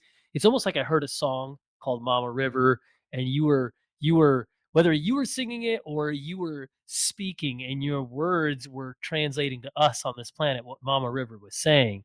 Hmm. I just could feel both because of you having this really powerful interaction, but then also you like respecting the ancestral, the Native Americans, even the indigenous people. There's a big admiration and respect for water, for creation, and Right. I could see that coming through. But from you, it's not just an appreciation. You lived it, and in that water, wow, Unexpectedly so. It had to be right there in my face, totally, almost viscerally experiential before you'd knock through that fairly dogmatic upbringing and theology that I'd been, uh, I hate to call it brainwashed, but at least mm, very steeped in. yeah, Yeah, but it was so authentic and organic and and experiential. That lived experience, I just couldn't. I think the days I was calling it Big Blue, yeah, I was getting a sense of it, yeah, but having a hard time poking through that transparent tape. yeah, yeah, yeah. Really, yeah. Thanks for bringing that theme in because I mean, I can can only help but think about the water too, and the water is very clear sometimes, and then it's very Right. opaque, right? The whites. So it's almost like, Yeah. yeah, somehow transparency finds its way through our whole conversation. There's so much more I know. So tell me more. Tell me what where do you go when you think of what you've shared so far, and I just want you to feel free to share your wisdom, first of all. Mhm. And you are obviously, we talked about this. I believe you're a great storyteller, but you also have a story that is deep. But I even hearing you talk about calling the river, to then Big Blue, to then Mama River. That's Mhm. really interesting. And it is that those three names. Are there any other names that come up that you felt connection with in the water, the river that? And I also want to know, did you call the Shannon River that as well? Like, what was that like? Yeah. No, the Shannon was very different. At first, by then, I'd spent so much time in water, especially wild waters, that Yeah. I loved to try to hear it and sense its personality. Okay. Well, the Shannon divides. I don't know how much your listeners know about Ireland, but the Shannon goes from almost the border of Northern Ireland all the way down through Ireland to the southern part of Ireland and splits it almost perfectly east and west. And it flows from the north to the south. And uh, the Vikings went up it, uh, Romans went up it. Wow. Vikings had big battles there on the Shannon. Hmm. And the times I swam over those, there was a historian with us because once I went over there, and my purpose was to raise money for a little startup cancer foundation called the Childhood Cancer Foundation of Ireland. It's just five moms who Mm, had children who had cancer, and they found out Ireland didn't have anything for them. yeah. And so they started up only a year and a half before I got there. And I didn't raise as much money for them, but Ireland's a small place and they love heroic deeds and big adventure. And so they heard this crazy Yank was over there swimming their river. I can't tell you how many people met me at the bank and said, "Oh, I was going to do this, but I put it off." And so they're a little forlorn that they weren't the first. Two or three others have since done that. The Willamette, nobody's still done it except for me. Wow. And but the reason it became such a frenzy over in Ireland is number one, it's a small island, and they all know each other. They Yeah. all talk to each other. But secondly, I wasn't ugly American doing this for fame or fortune. I was doing it for their children. Yeah. And that struck a chord. And so very quickly, uh, they do anything for me. The Inland Waterways Association, a big boating club, made sure a big cruiser was in front of me every day for support. One lady took an entire month off just to manage me with media and with the Wow. boats. Yeah. And they became lifelong friends and asked me to come back and be in their wedding, which Oh was wow. kind of fun. Yeah, made just huge amounts of friends there. But it's such an ancient river, and there's been so much bloodshed in that Hmm. river. The first few days, I just heard it screaming at me. What are you doing here? You're not welcome. And Yeah. I would just say, no, I'm here to offer love. And Hmm. then by day 3, it was kind of making friends with me. But it was just a rough, tough river. It makes the Willamette look like a cakewalk. It was just so incredibly difficult. I The riverbed is flint and shale, and when those crack, they leave razor edges. And so Ooh. anytime I get in and out of the river, I cut myself. So I Wow. bled in the Shannon every day. So now I tell everybody, if I wasn't Irish before, I am No. now. Yeah. and and yeah, it took me 25 days. And a lot of people don't know this, but when you're swimming in a river and you have a 10 to 20 mile an hour headwind, it moves the first 2 feet of water in the direction of the wind. Hmm. And 23 of the 25 days I swam, we had more than a 10-mile an hour wind. And Wow. so it was like trying to swim on a treadmill. Um, and so I just had to scrape for every inch. It was Wow. exhausting. And Wow. it's pretty much just a collection of lakes. There was Hmm. no current. So I Hmm. didn't get cyst either. So Right. it was just really tough. I tell everybody the um, the Willamette swim was about the river and how it healed me. The Shannon swim was about the river of people I met Hmm. and beautiful flow of love and exchange we had on the way there. Wow. That's beautiful. Wow. I'm well, I want to go two places at once. I've heard things through water at key moments in my life, Oh, and really? yes, and I want to share that, in brief.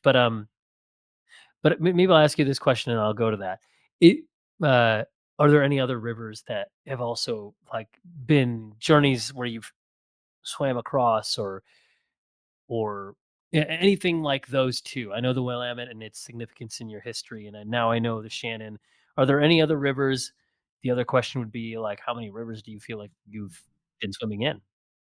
Oh gosh, I've jumped into so many I can't count Okay. and swam 5 or 10 miles. Yeah. Um, I swam in 1987. Here's an interesting little fun fact. 1987, the world's deepest freshwater lake is Crater Lake in Oregon. Yeah. It's I this love Crater Lake. beautiful, Beautiful. yeah, you see it on calendars all the time. Breathtaking. Yeah, stunning Yeah. place. And it's so clear and so clean that Yeah. they've stocked it like 4 or 5 times with trout, Uh-huh. and all the trout die because there's nothing to eat.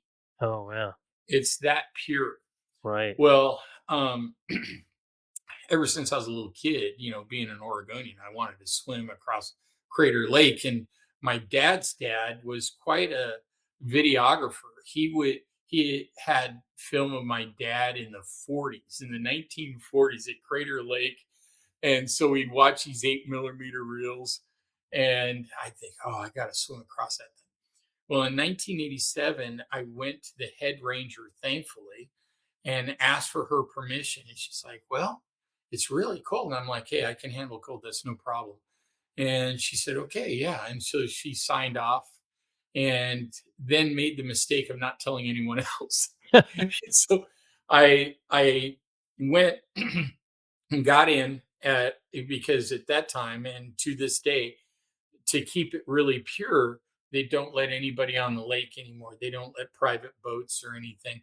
Yeah. They have gondolas that you go down to one, it's the northwest corner of the lake. You can get a ride around the lake on this gondola. And it's 26 miles. The rim is 26, 27 miles around. And it's about a mile or two across. It's not a big swim. Yeah. But I jumped in, and it's a long story, but everybody went crazy. They thought I was trying to commit suicide. The gondola guy got nuts, and it became this big thing out of the water. I'm just swimming. I Yeah. didn't know it. Yeah. And so the guy finally comes in, and the water's so pure, his engine, his little motorboat, must have been leaking oil. I could taste it before he got to me. Oh, wow. And he got to me and he said, "You got to get out." I was almost to the other side. And the Yeah. water's at that day, it was probably 59, 60 degrees. Not terribly cold, but when you've been in it a while without a wetsuit, you could get hypothermia. And he'd convinced everybody on shore that I was suicidal. I was going to get Oh, no. hypothermia and die and sink to the bottom. And my poor little Kansas wife was terrified. Yeah. It's a long story, but he he he got to me. He's like, "You got to get in the boat right now." I'm like, "Really? What's going on?" He's like, "You're dying." And I Oh, no. said, "Do I look like I'm dying?" And he's like, "No." And I said, "I do this all the time. I love to swim. I love to Right. swim in pool. It's not a big deal. I'm Yeah. just going to swim to the other side and then I'll come back." He's like, "No, you got to get in the boat right now." And I said, "I've got permission from the Mhm. head ranger to do this." "Oh, really?" I said, "Yeah, I'm fine." Mhm. And he's like, "Get in the boat." And I said, Oh, "No, no. I tell you what, how about if I don't go to shore? I'm almost there anyway. How about if I just swim back?" It's like, "Well, okay." So he goes back and he made such a big deal of it. Uh, he comes back and everybody's like, "I thought you were going to kick him out and make him get in the boat and that he was dying." He's like, "No, he said he'd swim back." And they said he was almost to the other side where he could have gotten out and warmed up. Uh-huh. What? It was just this crazy deal. And he called another ranger, and the guy was going to give me a ticket for $500. And I said, "No, call up to the head ranger." Yeah. But anyway, it was such a glorious. I felt like I was in some kind of Jacques Cousteau movie Oh, yeah. because the water was so pure. You could see the light fracture and Mhm. go into rays and go from almost white to the deepest blue you've ever seen. And it Yeah. just had this glorious feel. It was the first time I really felt a body of water. I was only 27, Mhm. and it was just such a great experience. Well, right after that, it was such a significant experience. Of course, we didn't have the internet in 1987, not really. And Right. so I went to the library, read everything I could on Crater Lake and the origins and the people that lived there. Well, come to find out, the indigenous tribes would come there almost to exactly where I'd gotten in Mhm. every year, have a big ceremony, and the lake would bless them. Yeah. And they felt they would not all bathe in it, but they'd have some of their elders bathe in it. And they felt like it would give them good fortune for the rest of Yeah. the year. Yeah. Well, from then on until everything fell apart when my wife died, it was like I was the luck from almost that day that I was in Crater Lake all the rest of my life. It was like, in many ways, I was like the luckiest guy ever. Things that just would happen. Everybody's like, "Wow, why did you get to do that? Or why did that happen to you?" And so that was one of my first experiences. And then learning the indigenous Native American practice around that, I felt like that had actually happened in my life as well. Yeah. So that was one other real significant experience I'd had in water early on. As a matter of fact, That was exactly half a life away. Mhm. 27 years later, I'm in the Willamette. Wow. Oh, wow. 27 Yeah. years later. Yeah. Yeah. Wow. Yeah, Yeah, because I you was 27, and then Mhm. 27 years later, I was 54, and that's when I stepped into the Willamette. Oh, boy. That's Yeah, well, wow. It's I mean, for me, it's like, I think for a lot of people, it's riveting to hear this deep connection you have, but it's like there's so much to these stories of you and Yeah. encountering the water, but I also love um how water is the story is more, the water is more. It's not just this material, the surface, the substance rather that you get into. Boy, there's so much to say about that. I think that the two the well, one, I grew up in a river city of Kankakee, Illinois. River Oh, was in my backyard, and there's special moments I'll never forget there. My dad grew up in India. Parents both did, but he swam across a river so much in this little village that he grew up in. So he has a long history of swimming across rivers in like lakes and things like that. mhm, mhm. And but specifically, there's I'll share the moment because it came to me a while back. So I kind of want to mention it only because it felt like it was really poignant. And I think what you were sharing about hearing the water, I think there's so much to that. In fact, Yeah. so I was moved from Kankakee up to Northern California, the city of Redding. It's where I met my wife, and of course, we have the Sacramento River there. We also have close by is Mount Shasta. It's only Right. an hour north of us, right? We're kind of where I moved from. We're not that far. We took so many trips up into Oregon, to Ashland, to Portland. So now, Yeah. oh yeah, planning my way. I got to come back. I got to visit, and I got to hang out with you in person up there. Oh, absolutely. So I can't wait to plan that out. But the so even the sacred nature of water with the Mount Shasta spring waters, the headwaters of the Right. Sacramento are right there, Mount Shasta. So I've had patients who have taken like 20 water jugs, go and fill it up, but then you'll sometimes see, the indigenous celebrating and ceremonial, consecrating the water. And we got married in McLeod, which is just very close to Mount Shasta, and so Right. it's a special place to us. But I remember this one teacher of mine shared, and it was more like uh, a moment. And he shared, this is a preacher who's Ray Hughes, really amazing. He studied quantum science, and also, and he's really a lot of sage advice. But there's a time where I have a history in singing, singer songwriter. I was part of a barbershop quartet. I was part of a lot of Really? I didn't know choirs. that. I sang, Interesting. in choirs and concerts and worship teams and all that.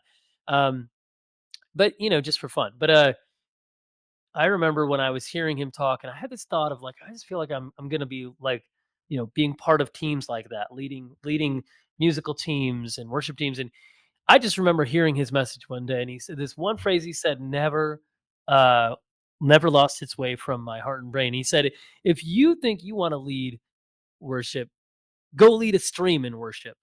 So I did that. I took that advice. And when I was in Reading, I had a place for a while where I go out the backyard and down this grassy area, and there was a creek, and it was beautiful. And so I take my ukulele and I'd go out there early morning before the sun came up, or at night in the stars, and I would play my ukulele, strum those four strings. And I would be like trying to lead that water. Like I'm playing, hey, you can't do right. I'm like, wait a Mhm. minute. No. So then I have a big practice of stillness and Mm. silence. So I started to listen to the sound of the water. And if you listen closely enough, you hear it bubble and gurgle, and all of a sudden I started to hear more. And so then I'm like, "Oh, right. I can't lead water. Water's ancient. It's been around forever. It's shaped these rocks in this stream." So I started to hear tones and frequencies, and I started to then, "Oh, yeah, I can match that." So I started to play Oh, wow. notes that sounded like the water. And pretty soon I realized the water was leading me. And I would strum, and then I would then after I heard it and I heard the ancient wisdom of that water, and very specifically, I heard notes and I would play those notes. I began to hear the wisdom of the water lead me to hear those melodies, and then I started to hear words, and then I was led to create songs and to write songs that felt so deep, and so I realized then, if I could just stand back and hear not only the voices of water Yeah. that are out there in nature, but the voices of water in people, then I can be led to play music that would actually be way more appropriate and inspiring and speak to people than me trying to make something for something or someone. So I'll never forget that moment back in 2011 because I'll go back to that place in my mind. And I've, oh, you know what? I didn't tell you this either, but I ran a couple ultra marathons and one of the times that I was training for one of them, made a few trips to Portland, and so I ran across many bridges there. But my favorite moment of the day was after I ran. I would go get my ukulele, and I would go sit under the bridge near the water, and I would play my ukulele, and I would listen Really? to that water. I listened to the Willamette many times, and it taught Huh. me a lot. I didn't think about that till just now, That's and wild. oh my gosh, now I'm fully realizing what I just said is that I've heard Mama River in your terms. I've heard Mama River, but I didn't know who the river was to you. And this was this for me. This is 2015, 16, so clearly later than you. But I Yeah, heard that but river tell me many things, and in the shit, early mine was morning, about the same time. yeah, Yeah, wow, that's cool. pretty That's special. very Yeah, cool. Yeah. yeah, Yeah, and I wow, love what you just took me through. What a gift you just given me. Yeah, because I've sat by my little lost creek, is what it's called, and I don't think it's lost at all. But it burbles and almost giggles at times, and I take, I'm no musician, sure, especially at all, but I have started to pick up the Native American flute. yeah, And I can't wait to get out there and yeah, listen to notes and try to yeah, start matching those. And so I think you've given me quite a gift. yeah. So thank Well, you for I'll that. mention one more thing, just because I was in this mountain town near Reading. I can't remember what it's called, but it's, just doing back when I was working for another chiropractor way back when. And then so I was doing these screenings out of these fairs, and it was a mountain town fair. So literally in a forest, a canopy, and I was Mhm. setting up my booth and all that, and I was going to go do that. And I took a break between doing these. I mean, it was inspiring to get to meet people, see people, help them with their bodies and all that. But what really stood out to me is I took a little break and I was like, okay, I'm gonna hang out while I, take a break, and then I'm gonna go back to my booth. And I saw this guy walking through, and he had this like bag on his back, and he had many flutes. And I was like, oh, Mm. interesting. And he looked like just a sojourner. So I went up to him and I'm like, oh, I'm curious to know, like, what are you like, what are those? And hand carved flutes that he made. And he Wow. tells me the story about he used to be a Navy captain, and his story was genuine, but he said in this phase of his life, he's a traveler. He he believes his purpose was to teach people how to play the flute. And but then I said, "Okay, can you teach me?" He said, "I teach everyone that buys a flute from me, or if you want to learn." And I said, "Well, one, I do want a flute." So and he gave it to me, and so he showed me the tree line, and he said, "One of the keys that I've learned is you play the architecture of nature." So he showed me by playing his flute masterfully what it looked like to play the contour of the topography of the land. And he said, "See that tree?" And he went, I mean, I can't duplicate it, but Yeah. I Yeah. but I will say that I've gone there. When I play the flute, I don't play, I'm an amateur musician. I just play whatever I play because it speaks to me and I enjoy it. But Mhm. Mhm. when I played that flute and played the flute, it it was pretty like amazing how nature, well, he was the teacher, and I learned from him how Mhm. nature can speak to us and guide us in how we play. So that experience also is something I'll never forget. So I just thought of that because, of course, you And I'm like, oh yeah, I'm excited to see what you play. And Yeah. we gotta hang out. We gotta hang out and Yeah, then we kick this do. month. We 'Cause do. we'll get my ukulele, we'll get your flute, and we'll go out in nature and we'll see what the river says, maybe, Yeah, or that'd be the creek. cool. So, That'd be amazing. oh my gosh. Well, I don't want to. It's like I don't want to lose our momentum here, but I do want to.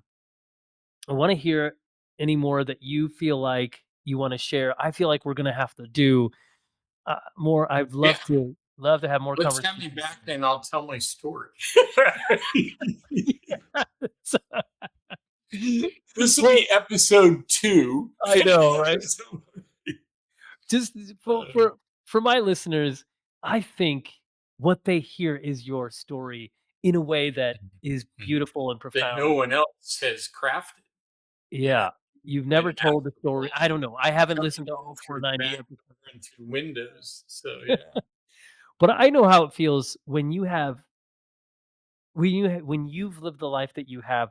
There is a story to be told a certain way. So, while I think we have, a few minutes left, tell me anything more that you want to share, but let it be a teaser, as you will, for the next time we talk when we get to talk again more about your story. Is there anything else you really want me to make sure that you convey to people and that you get out in this installment of Yeah. my story? Yeah. Um Mostly that all of life, especially the healing journey, is the spiral. Keep the spiral, the shape of the spiral in mind always. It's the most replicated sequence or shape throughout the universe, all the way Yeah. from galaxies are a spiral shape, biggest shape we know, and the smallest shape, the helix of the DNA, is a spiral. Everything's Hmm. once you know it's the most replicated shape, it kind of pulls the blinders off, and you'll probably use my name in vain because you'll start to see it everywhere. Yeah, Yeah. a few years ago, I don't know if I told you this story, but a few years ago, one of my favorite movies, I loved it and I hated it growing up, was The Wizard of Oz. I mean, every kid Uh, loves that, right? yeah, But yeah. I'd have nightmares about flying monkeys. But I was Uh, watching it, again at my age. You'd think that's a little nuts, but I was watching it again not long ago, about 3 or 4 years ago, and wouldn't you know it, the spiral is there at the start of her story. The hmm. yellow brick road starts with a spiral. And I was like, oh my gosh, it was even in The Wizard of Oz. So in healing, one of the things that kept me alive and kept me moving forward, that when I tell my clients, it makes it easier because almost all Western forms of recovery or healing are very linear.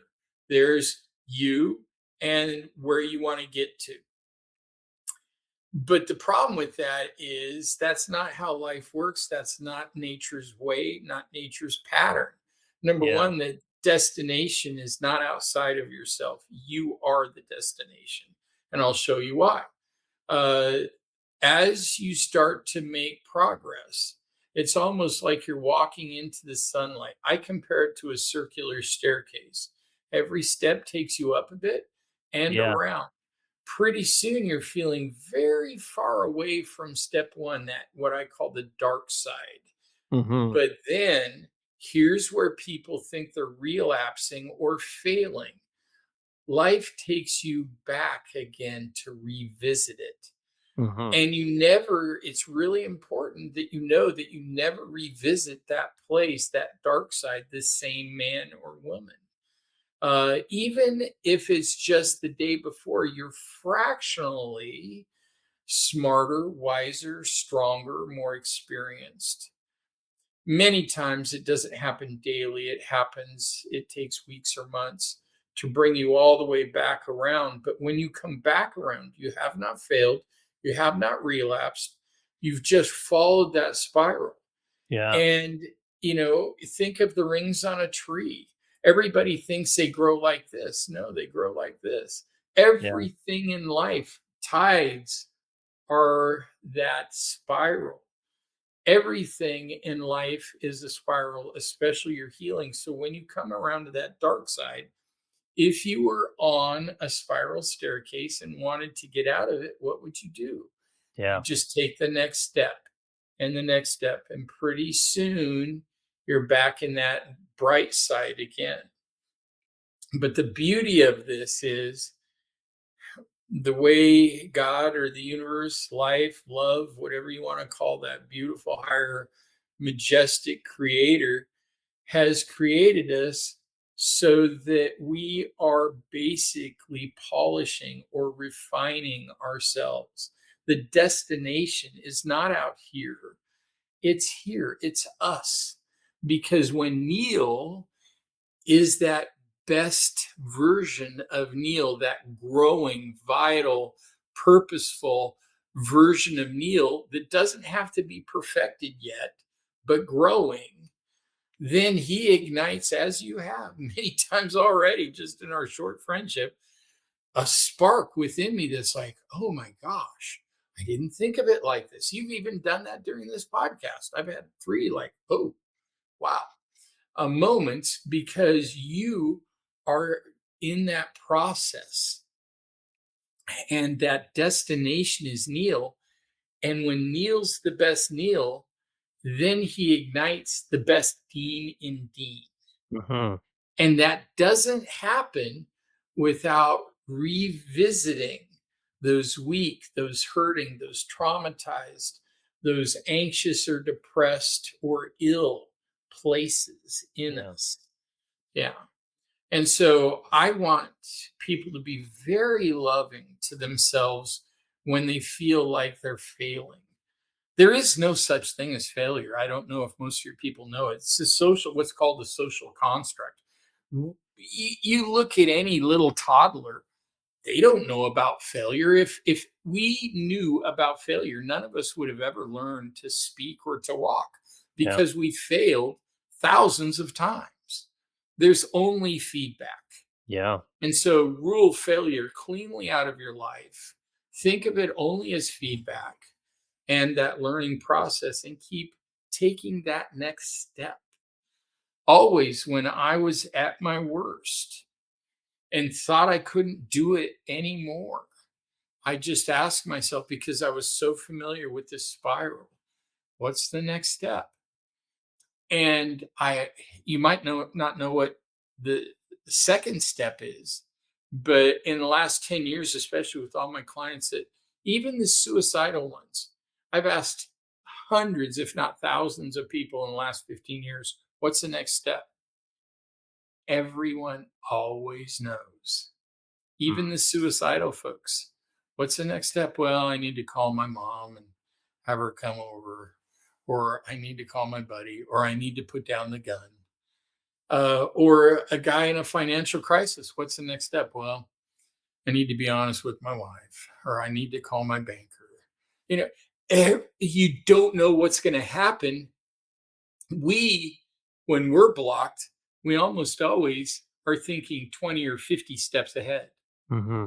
And research has proven we are horrible prophesiers or prognosticators. We are really bad at guessing.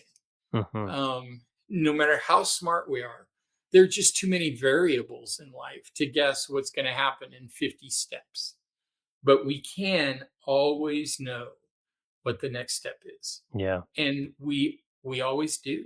I've found it doesn't matter your personality, your intelligence, your education, your experience. You could be a teenager. I've asked teenagers, what's the next step?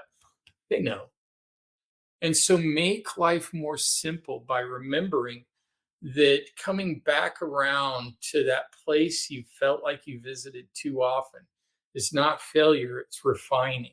Mm. And all you have to do to make that refining process less painful is to concentrate on what the next step is. Yeah. Oof. That is so powerful. And yeah, I love that. I mean, really love, first of all, the spiral pattern, the spirals are everywhere. And then, but just the way you can, and as you have shared your insight into that, and then just thinking about, yeah, the ways that is so I think, yeah, edifying, very encouraging. So Yeah. thank you for the way you shared that. First of all, I mean, I feel it and how you Good. spoke about me. But I do feel how much I think that will give people courage and just self love.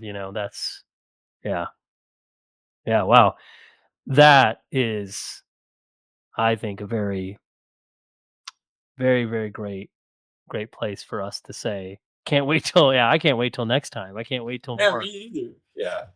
People will get tired of us talking to each other, but I never will. No, no, yeah, no, no, not at all. Well, Um, yeah, I mean, yeah, well, first of all, um, yeah, there's so much to I think there is so much that people can glean out of these tenets of life. So there's a lot. And then, yeah, stay tuned for more because we're going to get into more. But yeah, how yeah. can people? I know most people will know from our links and etc. But for those listening, yeah, how can they find you, more of your work, interact with you, and engage with the help you're giving and your story? Right. Probably the simplest way, as cheesy as it sounds, is on my profile at Instagram, Yeah, at Dean Hall Official. On there, I have other links of things and ways you can get a hold of me. yeah, But a spiritual practice that I might have to let go of here in the near future. I hope I never do, but it's becoming rather burdensome. Is I promised myself, no matter how big my profile got, I would answer every person that DM'd me. yeah, And as much as I know, I think I've kept that promise to myself. But it's getting to the point where I get so many, um, takes hours a day. yeah, So I might have to find a way to keep the promise, but be good to myself too. But if they if they DM me, especially if they mention you, I'll make it a priority. oh, Hey, that's I great. heard you talk to Dr. Neil. Oh, okay, you're top priority. Oh, Yeah. that's amazing. So if they DM me, especially if they mention you, they're going to be getting as quick a response as I can give them. Yeah. And they must say, no, I'm just kidding. They don't have to say something. I was gonna come up with something, but I remember yeah, I think you shared at the uh, that event in MASH in Minnesota, something, and somebody mentioned something, and you're like, yeah, I try to answer people, but anyways, I made sure to shout out that you actually have 216,000 followers because Right. Right. you thought it was 200, and I'm like, no, it's 216,000, Dean, just Yeah. It was 2,000 moving up. more people than you thought. Yeah. And I'm sure it's Thankfully. throwing everybody in, but I think that is small in comparison to how much I think how not that it's about numbers and not that it's Right. about that for you. I know that. But I just know your story has such well, I was gonna say ferocity, but I also said veracity, as in truth. And I think Yeah. there's also tenderness and there's I hope so. compassion in you and there's strength Mm. and perseverance. So I mean, so much that one can glean from hearing you speak. So thank you for being a friend of mine. Thank you for sharing with my audience. And I look forward to seeing what people experience when they get to hear or see our conversation, and Yeah, stay me too. tuned for more too. Yeah, so Perfect. Thanks for having me. thank you so much for being on, and, yeah, I feel like that's a great place, so, share this. I think there's topics that you touched on that could speak to so many people, so I'm trying to say at the end of these, like, think of one person that needs to hear this, whether it's somebody contemplating whether they wanna live or whether they are frail and they don't know if they can, or if they just need more self-love. Share this with somebody you're gonna light their lives up. So, Dean, thank you so much. Hang out with me for a minute here after we Yeah. end it, and I am so looking forward to more conversations with you. Thank you for listening to the Compromise to Alchemize podcast. Really excited to thank Jessica from Lunalux for the music, this track called Major. I want to thank Toshi, who originally did the design work for my cover art. And then I also want to thank Alyssa from my team for podcast publishing, my whole team, including Kat, for heading up my world. And then also definitely want you all to follow me on YouTube, follow the podcast on Spotify or Apple or wherever you get your podcast. Comment, give us a rating, and also follow me on Instagram at Dr. Neil Bulchandani so you can stay tuned to my latest. Thanks so much, and you have an amazing day. This is major.